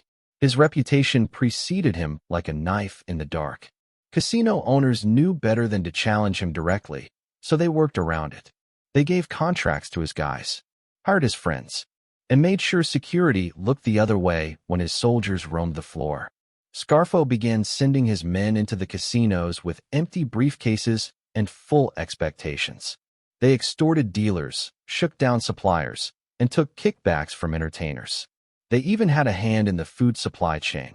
Scarfo once bragged that not a single steak hit a casino plate without him taking a bite. He used front businesses to mask it all: janitorial companies, trucking outfits, waste disposal. One outfit handled all the casino linen. Another handled valet parking. All legit on paper. All mobbed up in practice. The money was overwhelming. Weekly envelopes now held 5, 10, sometimes 20 grand. Scarfo needed multiple men just to manage collections. He set up a command center in Atlantic City's shadows, a rotating series of motel rooms, private lounges, and rental offices where the cash flowed in and decisions were made. And those decisions almost always ended in blood. A cocktail waitress tried to file a complaint after being harassed by a soldier. She was found unconscious in an alley the next night. A construction boss tried to undercut Scarfo's drywall prices. His kneecaps were shattered in a staged robbery. Everyone in town started whispering the same thing: if you want to live, don't cross Nicky. But as Scarfo grew more powerful, he grew more paranoid. With great money came great exposure. And with exposure came eyes. Eyes he couldn't threaten or kill. The feds had started watching. Atlantic City wasn't just a boomtown. It was a spotlight. Every criminal organization in the Northeast wanted in, and with that chaos came informants, feuds, and federal heat. Scarfo tried to stay under the radar, but it was impossible. His signature style, quick to kill, slow to forgive, drew attention. The FBI set up shop just outside the city, building dossiers, running surveillance, wiring informants. They targeted labor leaders, casino workers, and contractors, anyone who had even brushed up against Scarfo's orbit. Slowly, they began connecting dots. But Scarfo didn't flinch. He leaned in. He sent soldiers to corrupt local officials, bought off city inspectors, used favors to silence judges and grease zoning boards. Atlantic City wasn't just his playground. It was his fortress. One FBI agent later said, "It was like trying to find a leak in a dam built from fear." No one talked. No one even blinked. Still, cracks appeared. A valet was arrested for drug possession and flipped. A contractor facing bankruptcy gave up names. And a mid-level soldier caught on tape bragging about Scarfo's cut from a casino deal gave prosecutors their first thread to pull. Scarfo noticed. And in true fashion, he responded not with caution, but with cruelty. He began eliminating weak links. One by one, potential informants vanished. Some were found with bullets to the head. Others simply stopped showing up to work. A few packed up and left town, but not all made it out. Inside Scarfo's own crew, suspicion spread like wildfire. He questioned loyalties, monitored movements, even bugged his own meetings. He stopped trusting anyone who didn't share his blood. And even then, trust was temporary. Yet through it all, the money kept flowing. Atlantic City was an open faucet. Tourists dropped thousands at the tables. Casino bosses funneled tens of thousands to keep things quiet. Scarfo's slice of the city grew so vast, he stopped counting. The empire was no longer built on neighborhood rackets. It was propped up by tourism, luxury, and greed. But the greed, that was the flaw. He couldn't stop expanding, couldn't stop squeezing. What should have been a long con became a sprint. Scarfo wanted it all, and he wanted it now. He pushed deeper into casino contracts, deeper into hotel construction, deeper into laundering cash through shell corporations and offshore accounts. And each new venture left a new trail. The FBI began to notice patterns. Follow the money, they said. And they did. From Scarfo's restaurants to his investment portfolios, they started seeing the outlines of a financial empire built entirely on intimidation. By 1985, federal prosecutors launched a RICO investigation. The goal wasn't just to charge Scarfo. It was to dismantle the entire infrastructure he'd built. One by one, they flipped contractors, casino workers, even soldiers. People who had lived in fear for a decade finally saw a way out. The mob's greatest weapon had always been silence. But now, silence was cracking. Scarfo didn't know who to kill because he didn't know who was talking. Everyone was a suspect. He started ordering loyalty tests, setups, surveillance. His meetings grew shorter. His temper shorter still. He began drinking more, sleeping less. The city he owned now looked like a chessboard missing half the pieces. Even his nephew, his underboss, his confidant, began to question the direction. Scarfo had built an empire out of fear. But fear is a fragile foundation. And then came the subpoenas. The first hit his construction fronts, then his concrete supplier, then a casino executive who had been paying Scarfo under the table for years. The house of cards began to shiver. Wiretaps started surfacing in court. Recordings of Scarfo's men bragging about payoffs, hits, envelopes. Voices that had once sworn loyalty now played back in government buildings. And still, Scarfo refused to believe it. He held meetings as usual, sent messages as usual, collected envelopes as usual. But inside, he had begun to rot. The Atlantic City gold rush had made him rich, but it had also made him visible.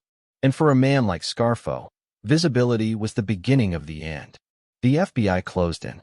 The next chapter wasn't about expansion. It was about survival. Chapter 15, Whispers of Rebellion. The whisper came over a cup of bad coffee in a South Philly diner. Low, deliberate, almost drowned out by the hum of the fridge.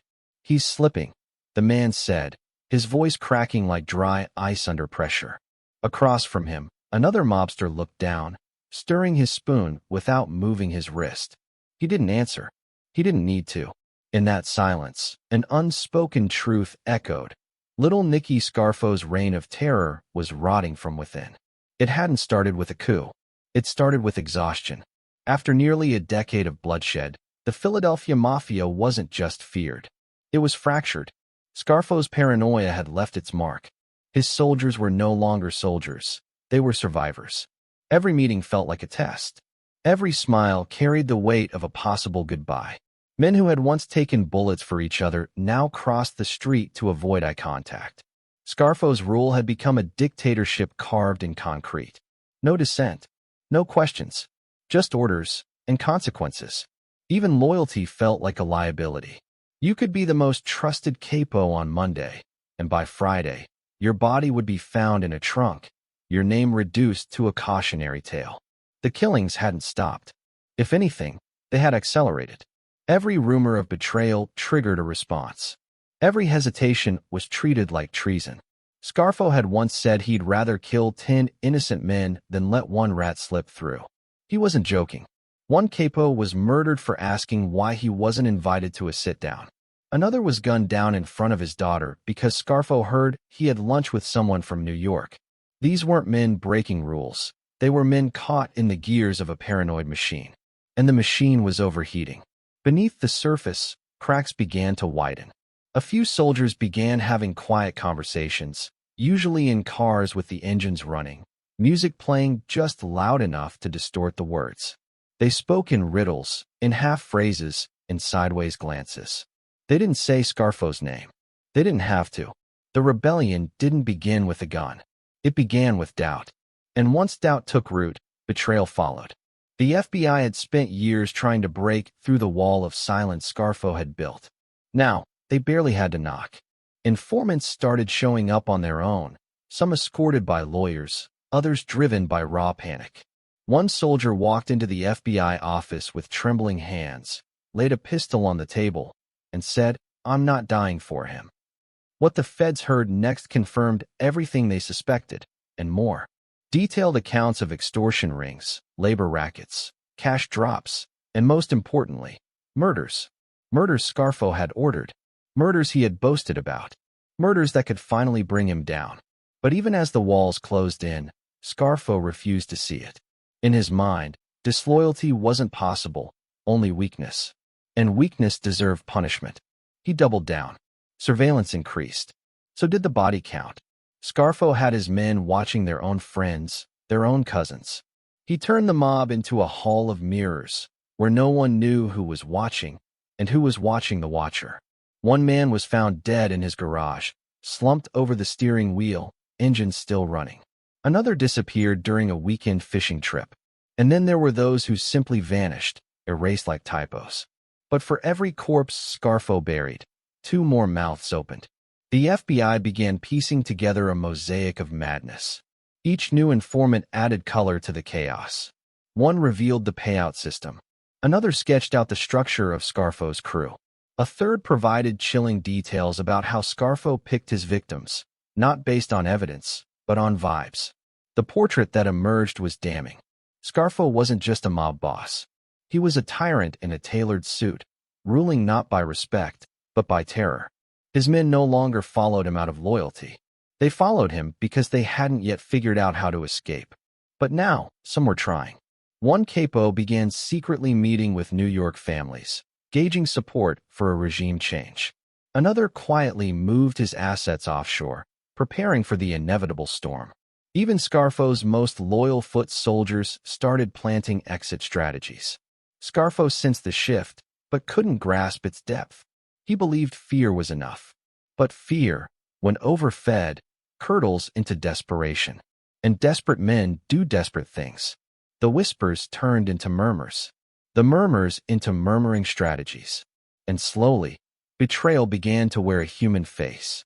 Scarfo's own nephew, his underboss, his heir, began questioning the logic behind the carnage.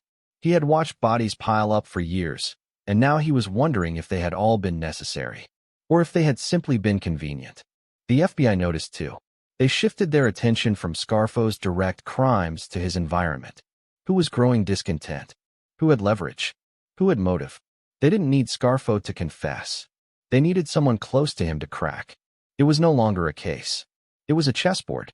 And Scarfo, for all his brutality, was playing checkers. The mob began to hollow from the inside. Soldiers stopped attending meetings. Capos made excuses. Money started arriving late. Envelopes felt lighter. Scarfo interpreted it all as betrayal. In reality, it was retreat. The man who had once ruled with an iron fist now looked like a man clutching sand. Every squeeze only made more slip through his fingers. But still, he smiled. Because denial is a powerful drug. And Scarfo was overdosing. He threw parties, made speeches, shook hands, as if none of it was real. As if the betrayals were just shadows on the wall. He thought he was still feared, still untouchable. But fear, once spent, becomes familiarity. And familiarity breeds contempt. The whispers were now in every room. In every car. In every quiet pause between sentences. Men who had once sworn blood loyalty now dreamed of immunity deals. The FBI knew it. And soon, so would Scarfo. The storm was coming. But the thunder wasn't loud. It was quiet. Like a whisper, right before the scream. Chapter 16. The War with New York. It started with a chair that no one offered. In the grand meeting halls of New York's 5 families, where hierarchy was law and respect was currency, a missing seat meant more than just space. It meant exclusion. And for Little Nicky Scarfo, that wasn't just an oversight, it was an insult. The commission, that legendary table of mafia balance and blood, had long ruled over disputes, territory, and protocol. It wasn't just an institution.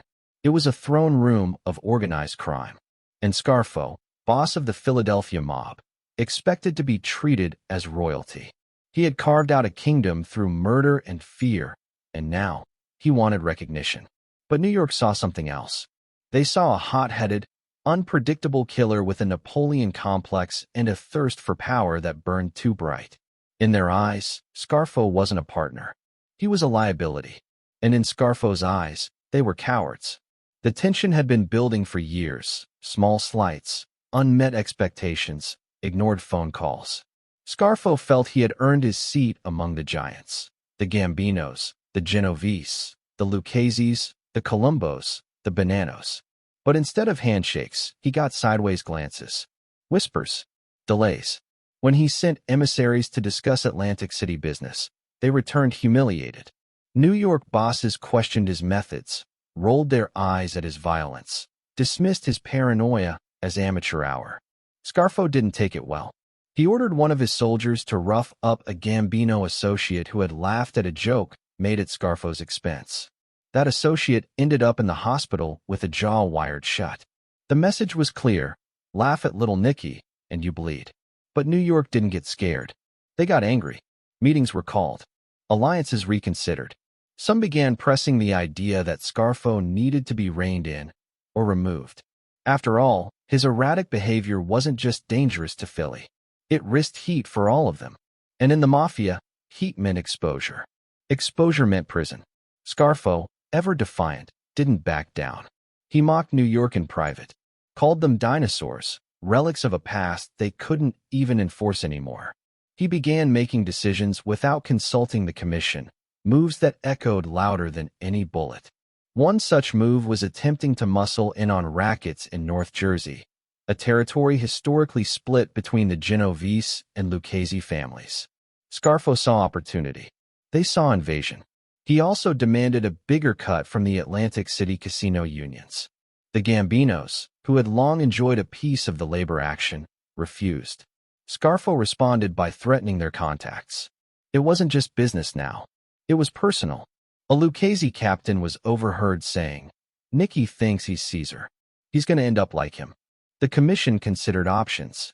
Sanctioned hits were rare, especially against seated bosses. But Scarfo was pushing every line, breaking every rule of diplomacy. He had become a storm in a suit. Even his own men were scared to correct him. The FBI, listening through a wiretap, caught the fear in a Philly soldier's voice. He spoke about Scarfo like one might describe a venomous snake. Mesmerizing, beautiful, and always moments away from striking. New York began pulling back. Meetings were missed. Calls unanswered. Partnerships dissolved. The Genovese stopped sending their usual envelopes. The Gambinos cut off a money laundering operation that had long benefited both sides. Scarfo saw it all and exploded. He gave speeches filled with venom, accusing New York of cowardice, betrayal, hypocrisy.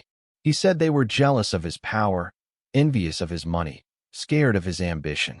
He began consolidating power even tighter in Philadelphia, as if fortifying for war. His soldiers were told to prepare for anything. Guns were cleaned. Alibis rehearsed. Scarfo wanted respect, but what he got was isolation. And isolation is deadly in the Mafia. One night, a consigliere from New York quietly warned a Scarfo associate. "He's making too many enemies. Sooner or later, one of them will be close enough to do something about it." Scarfo didn't listen. Or maybe he did, and chose arrogance instead. He believed fear would protect him, that his reputation for rage would keep knives out of his back. But reputations fade, and fear, when stretched too thin, becomes fragile. Meanwhile, the commission began quietly supporting men inside Philly who were unhappy. Dissidents, discarded capos, old rivals. They weren't giving orders, not directly, but they were listening, and that alone was dangerous. Scarfo sensed it but couldn't name it. He became more erratic, more violent. He ordered hits on men who merely raised their voices. He started carrying 2 guns instead of 1. His eyes darted in every meeting. He didn't trust anyone. And that paranoia, it wasn't unjustified. Because inside his crew, betrayal was blooming. Some began to think the unthinkable. Maybe Philly needed a new boss. Maybe New York would support a regime change. Maybe Scarfo had gone too far. The whispers grew. Some traveled upstate. Others drifted east, into Brooklyn and the Bronx. The 5 families had always valued peace over chaos, business over ego, and Scarfo, for all his muscle, was bad for business. Tensions reached their peak when Scarfo attempted to broker a deal with an upstart family in New Jersey, a crew with no seat at the commission. He promised them protection, muscle, territory. New York saw it as treason. The commission sent a final message, veiled in polite words but soaked in threat: back off, or face consequences. Scarfo responded with silence. He believed they wouldn't dare. That killing a boss would unravel too much. That tradition would shield him. But tradition has limits. And the Mafia doesn't forgive forever. In the background, the FBI was loving every second. They documented it all. The fractures, the mutinies, the silences that spoke louder than threats. They didn't have to destroy Scarfo. He was doing it himself. The war with New York wasn't fought with bullets. It was fought with silence, isolation, and whispers of replacement. And for a man like Scarfo, silence was worse than gunfire. Because in silence, you don't know where the shot will come from, or who will pull the trigger next. Chapter 17, The Feds Close In. The first sound was a crackle, then a whisper, then the unmistakable voice of a killer, bragging about the blood he'd spilled like a badge of honor. But the voice wasn't in a room full of mobsters. It was in an FBI listening post, played back through a grainy recording, the hiss of a hidden wire piercing the silence. The walls were closing in. For years, Scarfo had ruled with an iron fist dipped in poison. But fists can't catch everything, especially not the ghosts hiding in his own crew. The betrayal hadn't come in the form of a confession. It came in the form of surveillance. It began with a bug in a restaurant booth, then another in a social club, then a wire inside the cigarette lighter of a Lincoln Town car. The FBI had turned Scarfo's world into a spiderweb, and he never saw the threads. They called it Operation Mobstorm. And it wasn't just a probe. It was an invasion. The agents weren't looking to arrest the street-level guys. They wanted the mind behind the mayhem, the man who made murder a habit. They wanted Little Nicky. And to get him, they started flipping his men. The first to fall was a soldier caught moving counterfeit credit cards. He was facing 10 years. The FBI offered him a deal: talk and walk. He talked. What he gave them was gold, names, dates, locations, payouts, hits. And most importantly, paranoia. Because once that first domino tipped, the rest began to tremble. The second informant didn't need pressure. He came in on his own, unshaven and sweating, holding a manila envelope full of photos and addresses. He didn't want protection. He wanted escape. By the end of that year, the FBI had more eyes inside Scarfo's family than Scarfo did. They planted bugs in the bathrooms of mob-friendly bars. They bugged payphones. They installed listening devices in the homes of girlfriends and wives. Every conversation was a thread, every joke a clue. Scarfo still believed he was untouchable. He paced his corner offices in Atlantic City casinos, whispering instructions through clenched teeth, believing the roar of slot machines masked his words. But the agents were always a step ahead. They knew about the labor unions. They knew about the fake construction companies. They knew which bars were fronts, which businesses laundered cash, and which bodies were buried where. One FBI agent later said, "We didn't need to break the family. They were breaking themselves." And it was true, because trust, that sacred thread in the world of organized crime, had unraveled. Scarfo demanded loyalty, but offered no protection. The second he suspected you were a threat, you were gone. And in that culture of fear, fear became the greatest informant. His men began second-guessing everything. One capo refused to answer his home phone. Another only met people in public parks. Some carried small radios and turned them up during sit-downs, hoping the noise would shield their secrets. It didn't, because by then, the FBI had something more powerful than tape recorders. They had Crazy Phil. Philip Leonetti, Scarfo's own nephew and underboss, had finally cracked under the weight of blood, betrayal, and prison time. Facing life behind bars, he flipped. And when he did, the floodgates opened. He didn't just tell them how Scarfo operated. He showed them. He drew charts. He mapped out murder plots. He revealed payoffs, tax scams, and how bodies were moved through construction sites like spare lumber. He was a tour guide through the kingdom of death. For Scarfo, it was the ultimate betrayal. But even then, he refused to believe it. He said Phil would never turn. That family meant more than fear. That blood was thicker than a subpoena. He was wrong. And as more files landed on federal desks, the case against Scarfo grew ironclad. Witnesses came out of nowhere, some with old grudges, others with new fears. One bar owner admitted to paying Scarfo $10,000 a month just to avoid having his legs broken.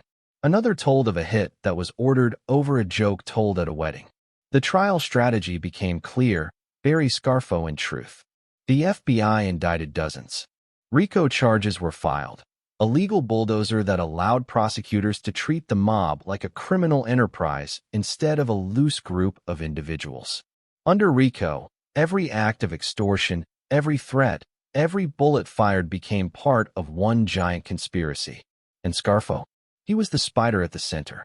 Still, he fought back. Through lawyers. Through fear. Through silence. But fear had lost its grip, and silence was turning into testimony. Even Scarfo's most loyal men were cracking. One by one, they were offered deals, shorter sentences, witness protection, new names in new cities. And one by one, they took them. Because loyalty means nothing when you're facing death in a cage. Scarfo tried to project strength. He smiled in court. He joked with guards. He wore tailored suits and acted like the boss he once was. But behind the scenes, the facade was breaking. His power was paper. His throne built on lies and dead men. And now, those dead men were talking. Every day brought a new revelation, a new wiretap, a new voice spilling secrets that had once seemed bulletproof. The juries listened, and slowly, a verdict began to form. But as the trial reached its final weeks, Scarfo did something no one expected. He went quiet. No outbursts. No smirks. Just silence. Because maybe, just maybe, even he knew, the game was over. And the walls weren't just closing in. They were already sealed. But what the feds didn't know was that Scarfo, even cornered, even alone, still had one move left. And it was the kind that could shatter more than a courtroom. Chapter 18, Rico's Wrath. The handcuffs clicked like a death sentence. It was a cold morning in January of 1987 when federal agents burst into the Scarfo compound. Not with sirens, but with certainty. Their footsteps echoed down the polished marble hallway like a verdict already decided. And in the silence, there was no screaming, no resistance. Just the quiet shattering of an empire. Scarfo stood in his robe, silent. Still, the man who once commanded armies with a nod now looked like a statue waiting to be toppled. Behind him, his empire was already crumbling. Soldiers flipped, books seized, secrets no longer secret. The indictments were thick enough to stop a bullet. 73 pages long. 30 men named. 17 murders. Countless charges of racketeering, extortion, gambling, conspiracy, and loan sharking. It was the legal equivalent of a nuclear strike. The RICO Act had come to Philadelphia, and Scarfo was its primary target. RICO, short for the Racketeer Influenced and Corrupt Organizations Act, was designed for one thing: to destroy criminal enterprises from the top down.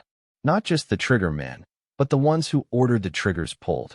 Under RICO, if one soldier committed a crime in furtherance of the organization, the boss could be held responsible. In other words, Little Nicky Scarfo was about to answer for everything. Inside the federal building, agents passed around boxes of evidence like trophies. Inside were tapes, ledgers, surveillance photos, names circled in red, and transcripts with chilling clarity. One contained Scarfo's voice discussing a murder like a business deal. Another had him laughing about a loan shark victim who couldn't pay, mocking the man's broken fingers. Each file was a nail. The coffin was nearly complete. Back in Philadelphia, the city exhaled. Business owners who had once slipped envelopes under the table now stood a little taller. Some even smiled. The reign of terror that had cloaked South Philly in silence was cracking. But for Scarfo, it wasn't fear. It was fury. He cursed the walls of his cell, threatened his lawyers, raged that betrayal had come not from the feds, but from his own blood, from his nephew, from the men he had raised, armed, and rewarded. One night, a guard heard him muttering, "They'll all pay. Every last one." But rage wasn't enough. By spring of 1988, federal prosecutors were staging one of the most aggressive mafia takedowns in East Coast history. They didn't want a trial, they wanted a reckoning. Inside the courtroom, the air was electric. Dozens of defendants. A jury that had to be protected. Marshals on every wall. And in the center of it all, Scarfo, wearing a dark suit. Small, angry, radiating disdain. The charges read like a horror novel. Killings executed with precision. Extortion rackets that bled neighborhoods dry. Orders passed like whispers. And beneath it all, a portrait of a man who ruled not with respect, but with pure, calculated fear. Witness after witness took the stand. Some shook, some wept, some never looked at Scarfo at all. A former associate recalled a sit-down where Scarfo ordered a hit over a late payment. He said it like a weather forecast. Calm, inevitable, deadly. Another described a beating so severe, the victim couldn't walk for 2 weeks. Scarfo called it a message. The jury listened, and the prosecution tightened its grip. But even as the evidence mounted, Scarfo refused to bend. He whispered threats to passing guards. Smiled at prosecutors like a man daring them to blink. He believed there was still power in posture. But power, in that room, had shifted. The judge saw a pattern. A man who had weaponized loyalty, crushed dissent, and operated like a dictator with a hit list. The media swarmed. Headlines screamed of mafia meltdown. Cameras followed every van, every guard, every step Scarfo took in shackles. The public couldn't look away. It was the fall of a king, televised. And yet, Scarfo showed no regret. Not when they played the tapes. Not when his former allies pointed him out with shaking fingers. Not even when the sentence loomed. Because in his mind, this was still a battlefield. And he was still the boss. But the war was over. The courtroom fell silent as the verdict came down. Guilty. On murder. On racketeering. On extortion. On being the architect of one of the most violent mafia reigns in modern history. And as the judge read the sentence, life, without parole, Scarfo blinked. Just once. But it was enough. Enough to show that somewhere inside that iron shell, reality had finally pierced the skin. In the end, it wasn't a bullet that brought Scarfo down. It wasn't a rival crew or a street war. It was paperwork. It was wires, signatures, sworn testimonies. It was the law, dressed not in suits or uniforms, but in patience. And now, Scarfo was just another number in the federal system. But as he was led away, he turned and smiled. A small, crooked grin that didn't reach his eyes. Because in his twisted mind, prison wasn't the end. It was just another battlefield. And he still had enemies to haunt. Chapter 19, The Courtroom Bloodbath. The silence in the courtroom was not the silence of peace. It was the sharp, loaded silence before a gunshot.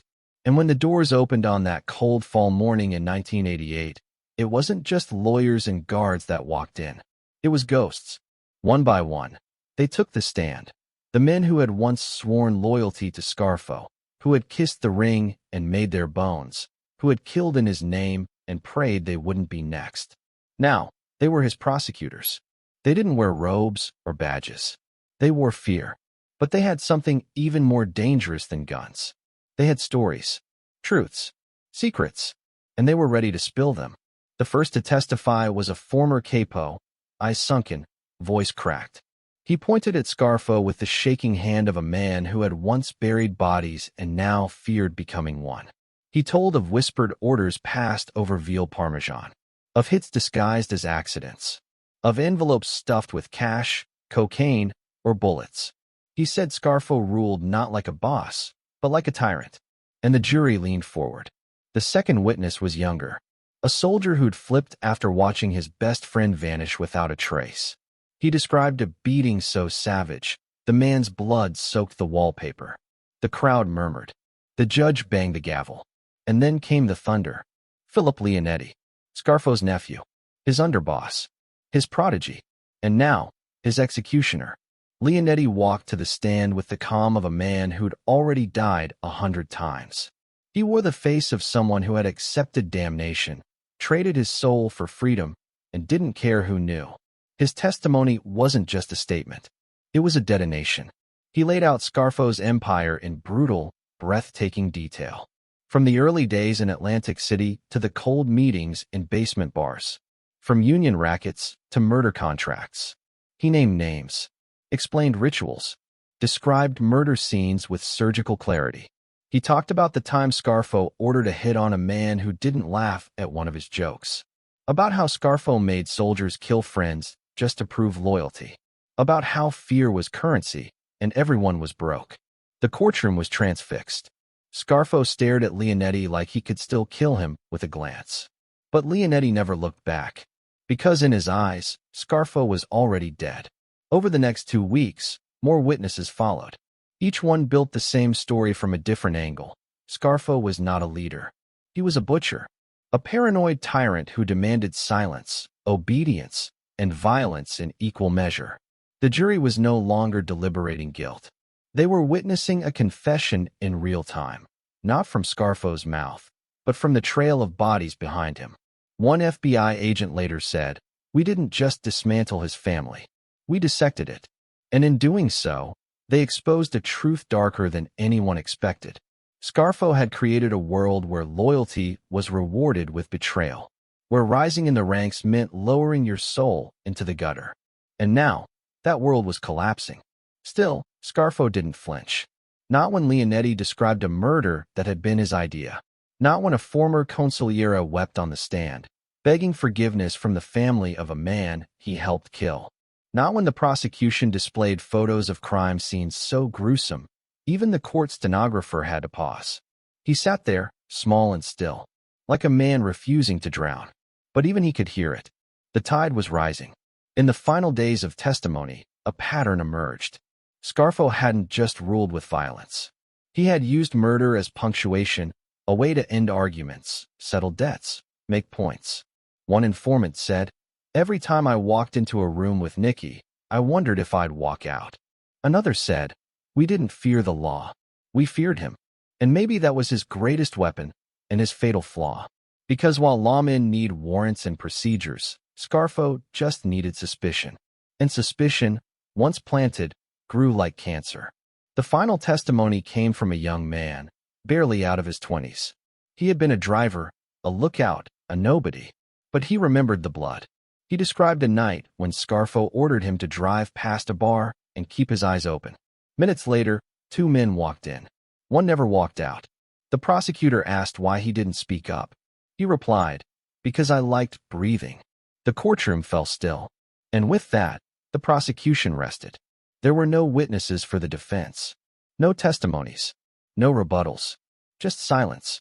And then, the deliberation began. 12 jurors. One question. Guilty or not guilty? The answer was never in doubt. The verdict came swift. Scarfo, guilty on all counts. Murder, racketeering, extortion, conspiracy, ordering the deaths of men who had once trusted him with their lives. The courtroom didn't cheer. It exhaled, a breath held for too long. And when the guards led Scarfo away, he didn't snarl or shout. He smirked, because somewhere in his twisted logic, being feared until the end was its own kind of victory. But behind that smirk was a truth even he couldn't escape. The era of Little Nicky Scarfo was over, and it had ended not with a bullet, but with a gavel. Chapter 20, Guilty on All Counts. The courtroom was colder than usual, not in temperature, but in spirit. Every eye locked onto the defendant. Every breath hung in the air like fog before a storm. The judge's gavel struck once, and with that sound, decades of bloodshed met their reckoning. Nicholas Scarfo, you have been found guilty on all counts. There were no gasps, no outbursts, just the quiet, suffocating weight of finality settling in like dust on old bones. 55 years. That was the sentence. 55 years in federal prison for murder, racketeering, extortion, illegal gambling, and conspiracy to commit every crime in the book. It was, in essence, a death sentence delivered politely. Scarfo didn't flinch. He stood there in his tailored suit, like a man still playing boss. Like a general refusing to surrender, even as the battlefield burned around him. But behind his eyes, something flickered, a silent recognition. A whisper of the inevitable. This was the end. The man who had once ruled South Philadelphia with a glare was now being escorted by 2 federal marshals to a place where his name meant nothing. No power. No soldiers. No whispers of fear in dark alleys. Just a number on a prison ledger. In the weeks that followed, the headlines came fast. Little Nicky gets big time. Mob boss silenced for good. Scarfo era officially ends. The city that once trembled under his grip now sipped coffee and watched the news with quiet satisfaction. But inside prison walls, the transformation was brutal. Scarfo, the feared tyrant, became inmate number 68290. Gone were the velvet suits, the gold cufflinks, the tailored collars. In their place, gray cotton, iron bars, rigid schedules. His cell was barely 8 feet wide. A bed, a toilet, a sink. The concrete echoed with the sound of nothing. Just the slow drip of time stretching on forever. He was isolated from the general population, not out of safety, but because of who he was. A high-risk inmate. Too dangerous to be among others. Too notorious to be ignored. And perhaps the cruelest punishment of all, he was forgotten. Outside, new bosses rose. New crews formed. New bloodshed followed. But Scarfo was frozen in time. A relic. A ghost in a cinder-block tomb. Occasionally, he wrote letters. Angry, bitter rants about betrayal, injustice, loyalty lost. But they were never published. The world had moved on. The streets he once ruled had been paved over by new kings with new rules. Even his enemies stopped mentioning his name. Silence, for Scarfo, was the deepest cut. One former associate, years later, said it best. He ruled by fear. And when the fear left, so did everything else. Inside prison, his health began to decline. First it was the heart, then the kidneys, then the slow erosion of memory. A cruel irony for a man who remembered every slight, every insult, every name. His voice, once sharp and commanding, turned raspy, then faint, then gone. Even the guards stopped fearing him. He was just another inmate with a story, but the story had already ended. By the early 90s, Philadelphia had changed. The mob had splintered, scarred by internal wars and federal takedowns. What Scarfo had built with blood and terror had crumbled. And yet, his legacy lingered, not in reverence, but in warning. He had shown what unchecked power could look like, what paranoia could breed, what violence could reap. He was a lesson taught in whispers to younger wise guys. Don't be like Nicky. Don't fly too close to the sun. Don't kill so many that you forget who you are. In the final months before his transfer to a medical facility, Scarfo barely spoke. He kept to himself, read old newspapers, stared at the wall. The same wall, every day, and on one rare occasion, a guard asked him if he regretted anything. He didn't answer right away, just stared. Then, finally, he whispered, "I should have killed more of them." That was Scarfo. Even in defeat, his instinct was destruction. But in truth, he had already destroyed himself. The sentence was more than years. It was erasure. And in the silence of that prison cell, the once feared Don was reduced to a fading memory. A name spoken in documentaries, a face behind glass, a story that would end where so many others had begun, in blood, in silence, in chains. Chapter 21, The Sun Falls Too. The sun wore his name like a curse. In the underworld, names carry weight, sometimes gold, sometimes blood. For Nicodemo Scarfo Jr., it carried a shadow, the kind that stretches across years, across prison bars, across corpses. He didn't ask for the legacy, but he embraced it anyway. The attempted hit came in broad daylight. A quiet lunch in a South Jersey pizzeria. Then, chaos. A masked gunman stormed in, raised a pistol, and fired point blank. Scarfo Jr. dropped to the floor, blood gushing from his neck. The shooter fled, vanished. No arrests were made. No witnesses spoke. But the message was clear. The sins of the father had come calling. And the streets had long memories. Scarfo Jr. survived. Barely. The bullet missed his carotid artery by inches. But the trauma was permanent. In that moment, Scarfo Jr. realized what it meant to be his father's son. He would never be free. Not from the name. Not from the enemies. Not from the shadow of Little Nicky. So he leaned in. He became what the streets expected. He entered the game. Not in Philly. He knew better than to claim his father's turf. Instead, he gravitated toward the Lucchese family in North Jersey.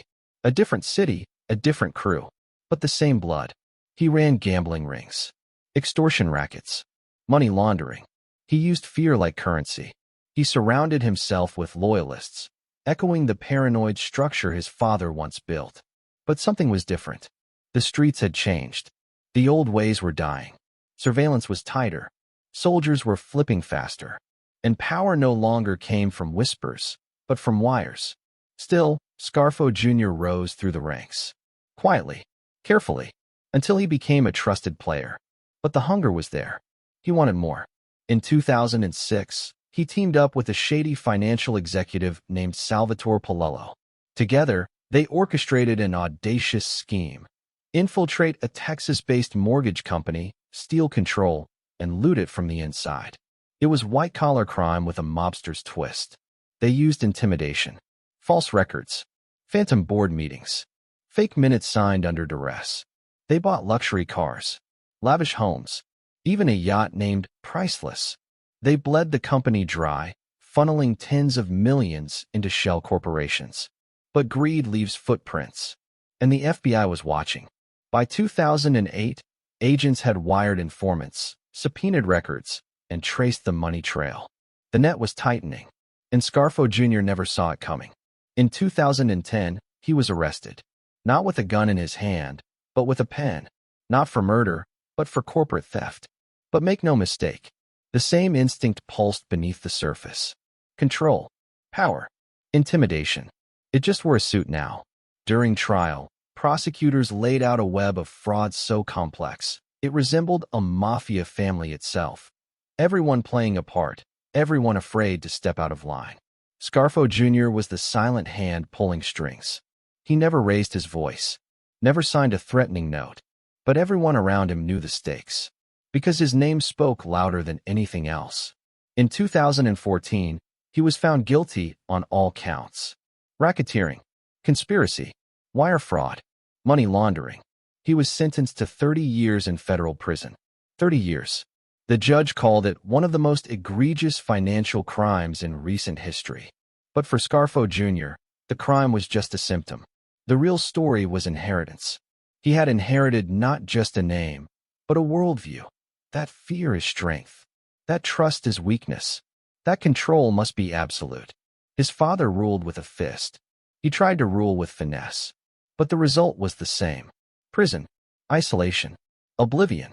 One reporter who covered the case said, "The only difference between father and son is the type of suit they wore."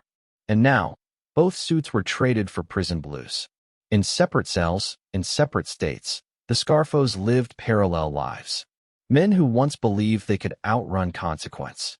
But legacy, like blood, is impossible to wash away. To this day, Scarfo Jr. remains behind bars. He rarely speaks to the media, has no public profile, just a record number and a sealed file. Some say he regrets nothing. Others say he crumbled when the cell doors closed. But no one knows for sure, because just like his father, he mastered the art of silence. And in the quiet, history repeated itself, not with a bang, but with a verdict. Chapter 22, Life in a Cage. It was cold. The kind of cold that seeps into your bones, no matter how long you've been locked away. Nicodemo, Little Nicky Scarfo, sat on a steel bunk inside a concrete cell. The walls didn't just hold him. They whispered to him. Every creak in the hallway, every echo of chains, every shift in routine. To Scarfo, it all meant something. He was in his 70s now, but the paranoia hadn't aged a day. He still believed someone might come for him, even in prison, especially in prison. Gone were the tailored suits, the silk ties, the leather shoes that clicked down marble corridors of power. In their place, state-issued khakis, foam slippers, and a polyester blanket that smelled of bleach and regret. He had ruled a city once, crushed rivals, ordered murders with a nod. Now, he waited in line for commissary. A man who once dined in private clubs now chose between powdered soup and ramen noodles. He still walked with that crooked, twitchy swagger. But here, no one moved out of the way. The guards knew who he was, but they didn't care. To them, he was just another number. Another old man with dead eyes and too many enemies. Scarfo had once ruled with fear. Now he lived inside it. He trusted no one. Not his cellmates. Not his visitors. Not even the guards who brought him his pills. Every morning, he scanned the yard for faces he recognized. Men he might have wronged. Sons of men he'd ordered dead. Ghosts from the streets he'd once painted red. It was the price of living long enough to watch your empire crumble. They put him in a medium security facility. Not because he wasn't dangerous, but because he wasn't a threat anymore. That was its own form of cruelty. He still barked orders. Still thought he had soldiers. But no one was listening. The streets had moved on. His old crew was gone. Dead. Flipped. Lost in the shuffle of time. Even his blood betrayed him. His nephew, once his most trusted lieutenant, had testified against him. His son, following in his footsteps, was now serving decades of his own. Scarfo sat in silence for hours, staring at the wall. Sometimes he scribbled notes. Not letters. Notes. Little warnings. Names. Suspicions. He mailed them to no one. He kept them in his pillowcase like secrets. Every few weeks, the guards would search his cell. They never found contraband. But they found notebooks filled with ramblings. Drawings of guns. Maps of old neighborhoods. Scribbles that made sense only to him. One guard joked, he's running a mob in his mind. But there was nothing funny about Scarfo's decline. The once feared boss was now a ghost in his own story. No power, no voice, just the weight of memory. In rare moments of interaction, Scarfo spoke with bitterness. He never admitted guilt, never said a word about the lives he'd taken, but he spoke with disdain about the men who ratted. He blamed the fall on betrayal, not decisions, not murder, not greed. He believed he was born into violence, that it was survival, not choice. But deep down, in the hours between midnight and dawn, when the prison was silent and the past felt loud, even he must have heard the truth. He had ruled with fire, and fire always burns out. In his final years, Scarfo's health declined. Diabetes, heart issues, a stroke. He refused therapy, refused medication, unless forced. Some say he wanted to die on his own terms. Others say he feared what waited for him on the other side. A man like Scarfo didn't believe in redemption, only in punishment. And in prison, he served it slowly. The days dragged. The visits stopped. The outside world forgot him. But he never forgot the world. He still tracked mob news, read clippings, knew who had been made, who had flipped, who had vanished. He kept a mental ledger. Old habits die hard, but habits don't hold power behind steel bars. By the time he reached 80, Scarfo was a shell. His once sharp eyes had dulled. His voice, once sharp and menacing, was now raspy and thin. And still, he never apologized, never admitted regret. He died in custody in 2017. Heart failure. No final words. No family at his bedside. No headlines. Just a passing note in the records of a federal penitentiary. Nicodemo Scarfo, dead at 87. A man who built his kingdom on fear, only to die in obscurity. The silence in his final days was louder than any shot fired. Because for the first time in his life, he had no one left to threaten, no one left to command. Just the echoes of a world that moved on without him. Chapter 23, The Dead Dawn Walking. He walked the corridor like a shadow. Slow, hollow, forgotten. Nicodemo Scarfo, once the most feared man in Philadelphia, now shuffled behind a walker. The prison lights flickered overhead, catching the tremble in his hands. Cancer had taken its toll. The swagger was gone. So was the fury. In its place, a man whose body had become a prison of its own. He didn't speak much anymore. Didn't bark commands. Didn't issue threats. Time had done what bullets couldn't. It broke him. Every step was a reminder of what he'd lost. The guards barely glanced at him now. To them, he wasn't a boss. He was an old man on borrowed time. The empire he'd built, brick by blood-stained brick, was gone. The names once spoken with fear now meant nothing. Scarfo, Leonetti, Testa, dead, flipped, forgotten. There were no soldiers left to take his orders. No envelopes passed under tables. No bodies dumped in alleys to send a message. All that remained was memory, and even that was fading. He had always seen himself as untouchable. But cancer doesn't care about reputations. It crept through his body slowly, mercilessly, just like he once had through South Philly. Some nights, he wheezed himself to sleep, eyes open, whispering names into the dark. Was it guilt? Paranoia? Or was he just trying to conjure ghosts? He received no visitors, not even his son. Even in a world where loyalty meant everything, Scarfo had exhausted every ounce of it. His name was poison. The men who once feared him now pitted him. He wrote letters he never sent, scribbled memories, lists of names, dates, betrayals. They sat in his drawer, collecting dust. One guard joked, "He's writing his own obituary." But Scarfo wasn't writing history. He was rewriting it. In his version, he never fell. He was betrayed. Not weak. Not reckless. Betrayed. That was the lie he clung to, even as his body failed. In the prison infirmary, nurses took shifts caring for him. They knew the stories. They'd read the headlines. But now he was just another chart. Another set of vitals. His voice grew thinner. His hair grayer. His eyes, once sharp with rage, dimmed under fluorescent light. He spoke in murmurs.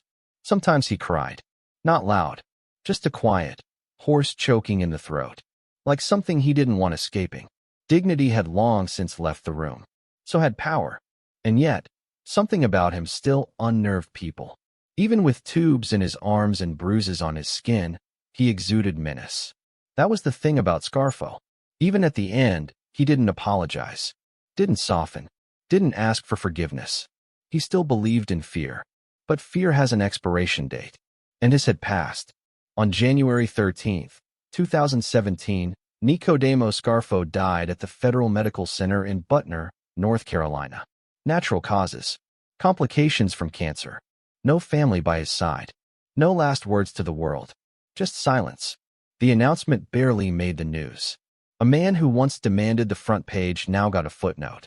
In the end, his legacy wasn't wealth. It wasn't honor. It was fear, violence, isolation. He lived like a king and died like a prisoner. Some say he got what he deserved. Others say he was a product of the world he was born into. But the truth is simpler. Little Nicky Scarfo played the game of power and lost. He ruled with blood and paranoia. And those are weapons that cut both ways. What he built collapsed under its own weight. What he feared became reality. What he clung to slipped through his fingers. The last Don of Philadelphia died not in a blaze of glory, but alone, broken, and forgotten. And somewhere, in the quiet hum of that prison ward, a legacy of fear finally went still. Chapter 24, Death of Little Nicky. It came without ceremony. No gunfire. No headlines. No tears. On a cold January morning in 2017, Nicodemo Little Nicky Scarfo drew his last breath in a sterile prison hospital cell in Butner, North Carolina. The end of one of the most violent and paranoid mob bosses in American history felt less like the fall of a king and more like the quiet flicker of a dying light bulb. There was no priest. No priest wanted to come. There were no soldiers at his side. No son. No family. No one. For a man who once ruled South Philadelphia with an iron fist and a kill-first mindset, it was a death that felt brutally poetic. He had spent years fearing betrayal, drowning in it, choking on the paranoia he had once weaponized. He saw enemies in every shadow, plots in every whisper. And in the end, when his time came, there was no one left to betray him. Even cancer had shown up late. But it didn't matter. It finished what the FBI, the Commission, and his own brutality could not.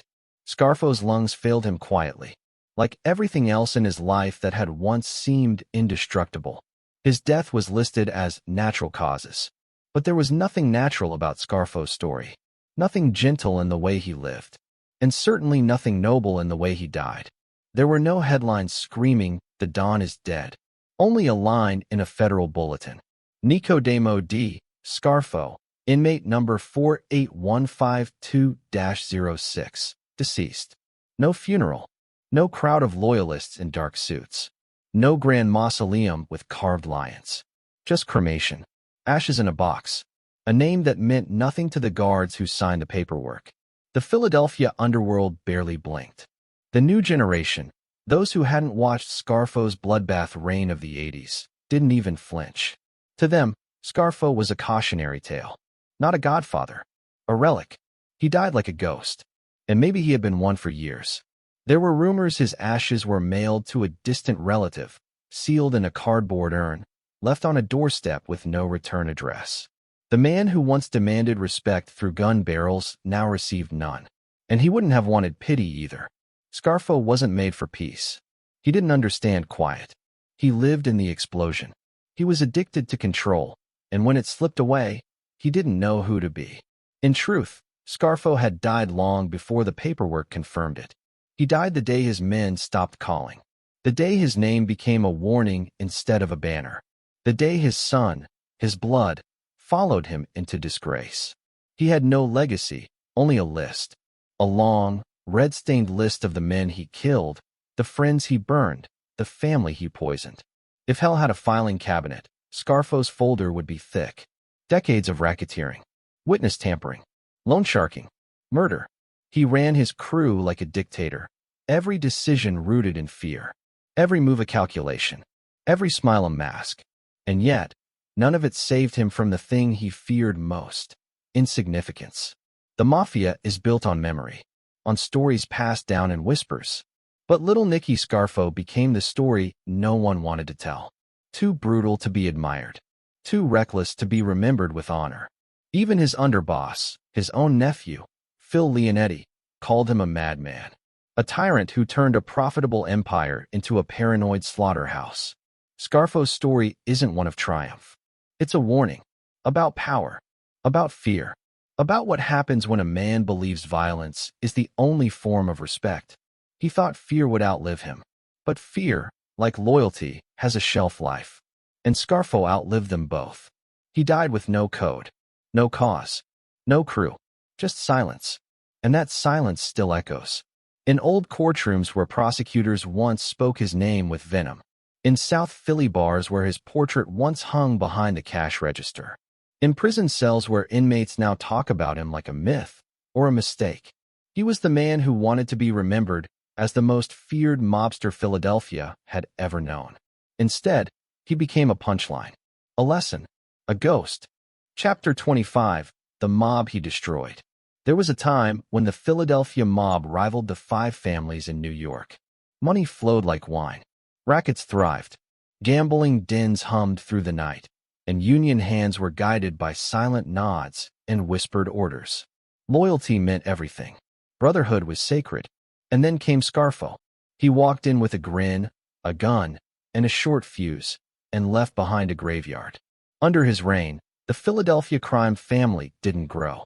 It bled, from the inside out. Scarfo didn't build an empire. He dismantled one. By the late 1980s, the once mighty Bruno family was a hollowed-out shell, a crumbling relic held together by blood and fear. Dozens of loyal men were either 6 feet under or buried under plea deals. The very fabric that held Cosa Nostra together, trust, omerta, respect, was torn apart, one body at a time. He didn't just rule through fear. He weaponized it, turned it into currency. But fear has interest, and eventually, it comes due. What he left behind wasn't a crew. It was wreckage. Some fled, some flipped, some stayed quiet, hoping to survive the purge. But Scarfo had taught them all the same lesson. Loyalty was a liability. He killed soldiers for looking sideways, whacked capos for imagined slights, executed allies for daring to ask questions. He trusted no one, and made sure no one trusted him. In the underworld, paranoia is poison, and Scarfo injected it into every vein of the organization. By 1990, the family was fractured beyond repair. Mobsters who once toasted together were now turning state's witness. Courtrooms echoed with names once whispered only in backrooms. Wiretaps replaced handshakes. Bugs replaced bonds. The family had been reduced to informants, corpses, and ghosts. Veteran wise guys called it the Scarfo effect, a blueprint for how to burn down a criminal empire from the inside. Scarfo's obsession with control became a noose around his own neck, and around everyone who stood beside him. Even his nephew, Phil Leonetti, the one man who had every reason to stay loyal, chose to cooperate. Not out of fear of prison, but out of fear of Scarfo. He testified not because he hated the government, but because he feared Scarfo more. Think about that. In a world where rats are reviled, where the code of silence is gospel, dozens broke ranks just to escape the madness. That doesn't happen with strong leadership. That only happens when a man turns his own empire into a slaughterhouse. It wasn't just about power. It was about ego. Scarfo believed he was untouchable. He confused terror for loyalty, silence for respect. But the silence was fear, and the fear turned into desperation. And desperation, in the Mafia, is fatal. He destroyed the Philly mob's credibility. The commission stopped listening. New York stopped caring. To the outside families, Scarfo was a liability wrapped in bloodstained silk. No one wanted to do business with a mad dog. Even internally, the damage was irreversible. Informants described meetings that felt like executions, promotions that came with strings and silencers. Orders barked through clenched teeth and twitching hands. He treated his men like suspects, and they acted accordingly. By the end, the Philadelphia mob was in shambles. Rackets dried up. Street-level guys were either in prison or too afraid to show their faces. Respect, the cornerstone of every mob family, was gone. Gone were the days of Bruno's quiet diplomacy. Gone were the traditions of cautious order. In its place stood a mausoleum, decorated in bullet holes, echoing with betrayal. Scarfo didn't just rule the family. He consumed it. Every paranoid hit, every needless execution, every moment of unchecked rage chipped away at the very thing he claimed to protect. It's easy to build fear, harder to build legacy, and Scarfo never learned the difference. Mob historians say he wiped out more of his own crew than the FBI ever could. The Bureau simply picked up the pieces. It wasn't surveillance that destroyed Scarfo's family. It was Scarfo himself. He turned the mob from a family into a firing squad, from an enterprise into a blood sport. He killed the old ways, and nothing was left to replace them. Even after his incarceration, the Philadelphia mob struggled to recover. Leadership became a game of hot potato. Trust remained shattered, and any attempt to restore order was haunted by the ghosts Scarfo left behind. Some say he was the most effective dismantler of organized crime the city ever saw. He just happened to wear the wrong badge. His story stands as a grotesque mirror, a reminder that fear has limits, that even the most brutal regime has an expiration date, and that the true cost of unchecked power isn't measured in years served, but in legacies erased. Scarfo wanted to be remembered, and he was, not as a boss, not as a builder, but as the man who brought the Philadelphia Mafia to its knees. Chapter 26: Legacy of a Psychopath. The steel door slammed shut with a finality that echoed down the hallway, rattling against the cold concrete. Behind it, Nicodemo, Little Nicky Scarfo sat slouched in a thin prison-issued chair, his once fiery glare dulled by sickness, age, and decades of solitude. No visitors, no phone calls, no messages. Just the low hum of fluorescent lights and the clink of chains. His legacy reduced to concrete, steel, and silence. Outside those walls, time had marched on. The streets of South Philly looked different. The corner cafes, the alleys, the bars once whispered with fear of Scarfo's name. Now, they barely remembered him. But the wreckage he left behind was woven into the fabric of a city that had been held hostage by his madness. In FBI case files and old wiretap logs, Scarfo's voice still lingered, raspy, erratic, unpredictable. Agents who spent their careers chasing him never forgot the fear he instilled, not just in civilians, but in his own men. One former agent described him as a dictator without a nation. He didn't lead with loyalty or tradition. He led with terror. Leonetti, his own blood, the man who once stood at his right hand, described him years later in cold but reflective terms. He wasn't just violent. He was sick. Every problem, he solved with a bullet. If you didn't agree with him, you were dead. If you thought you didn't agree with him, you were dead. There was no middle. Scarfo's rise had been meteoric. From the exile in Atlantic City to the throne of the Philadelphia mob, his ambition burned white-hot. But he didn't build an empire. He gutted one. Where most bosses used murder as a last resort, Scarfo used it as punctuation. Conversations ended with bodies. Disagreements ended in graves. Even his allies were disposable. Historians of the American Mafia often debate who was the most violent, the most feared.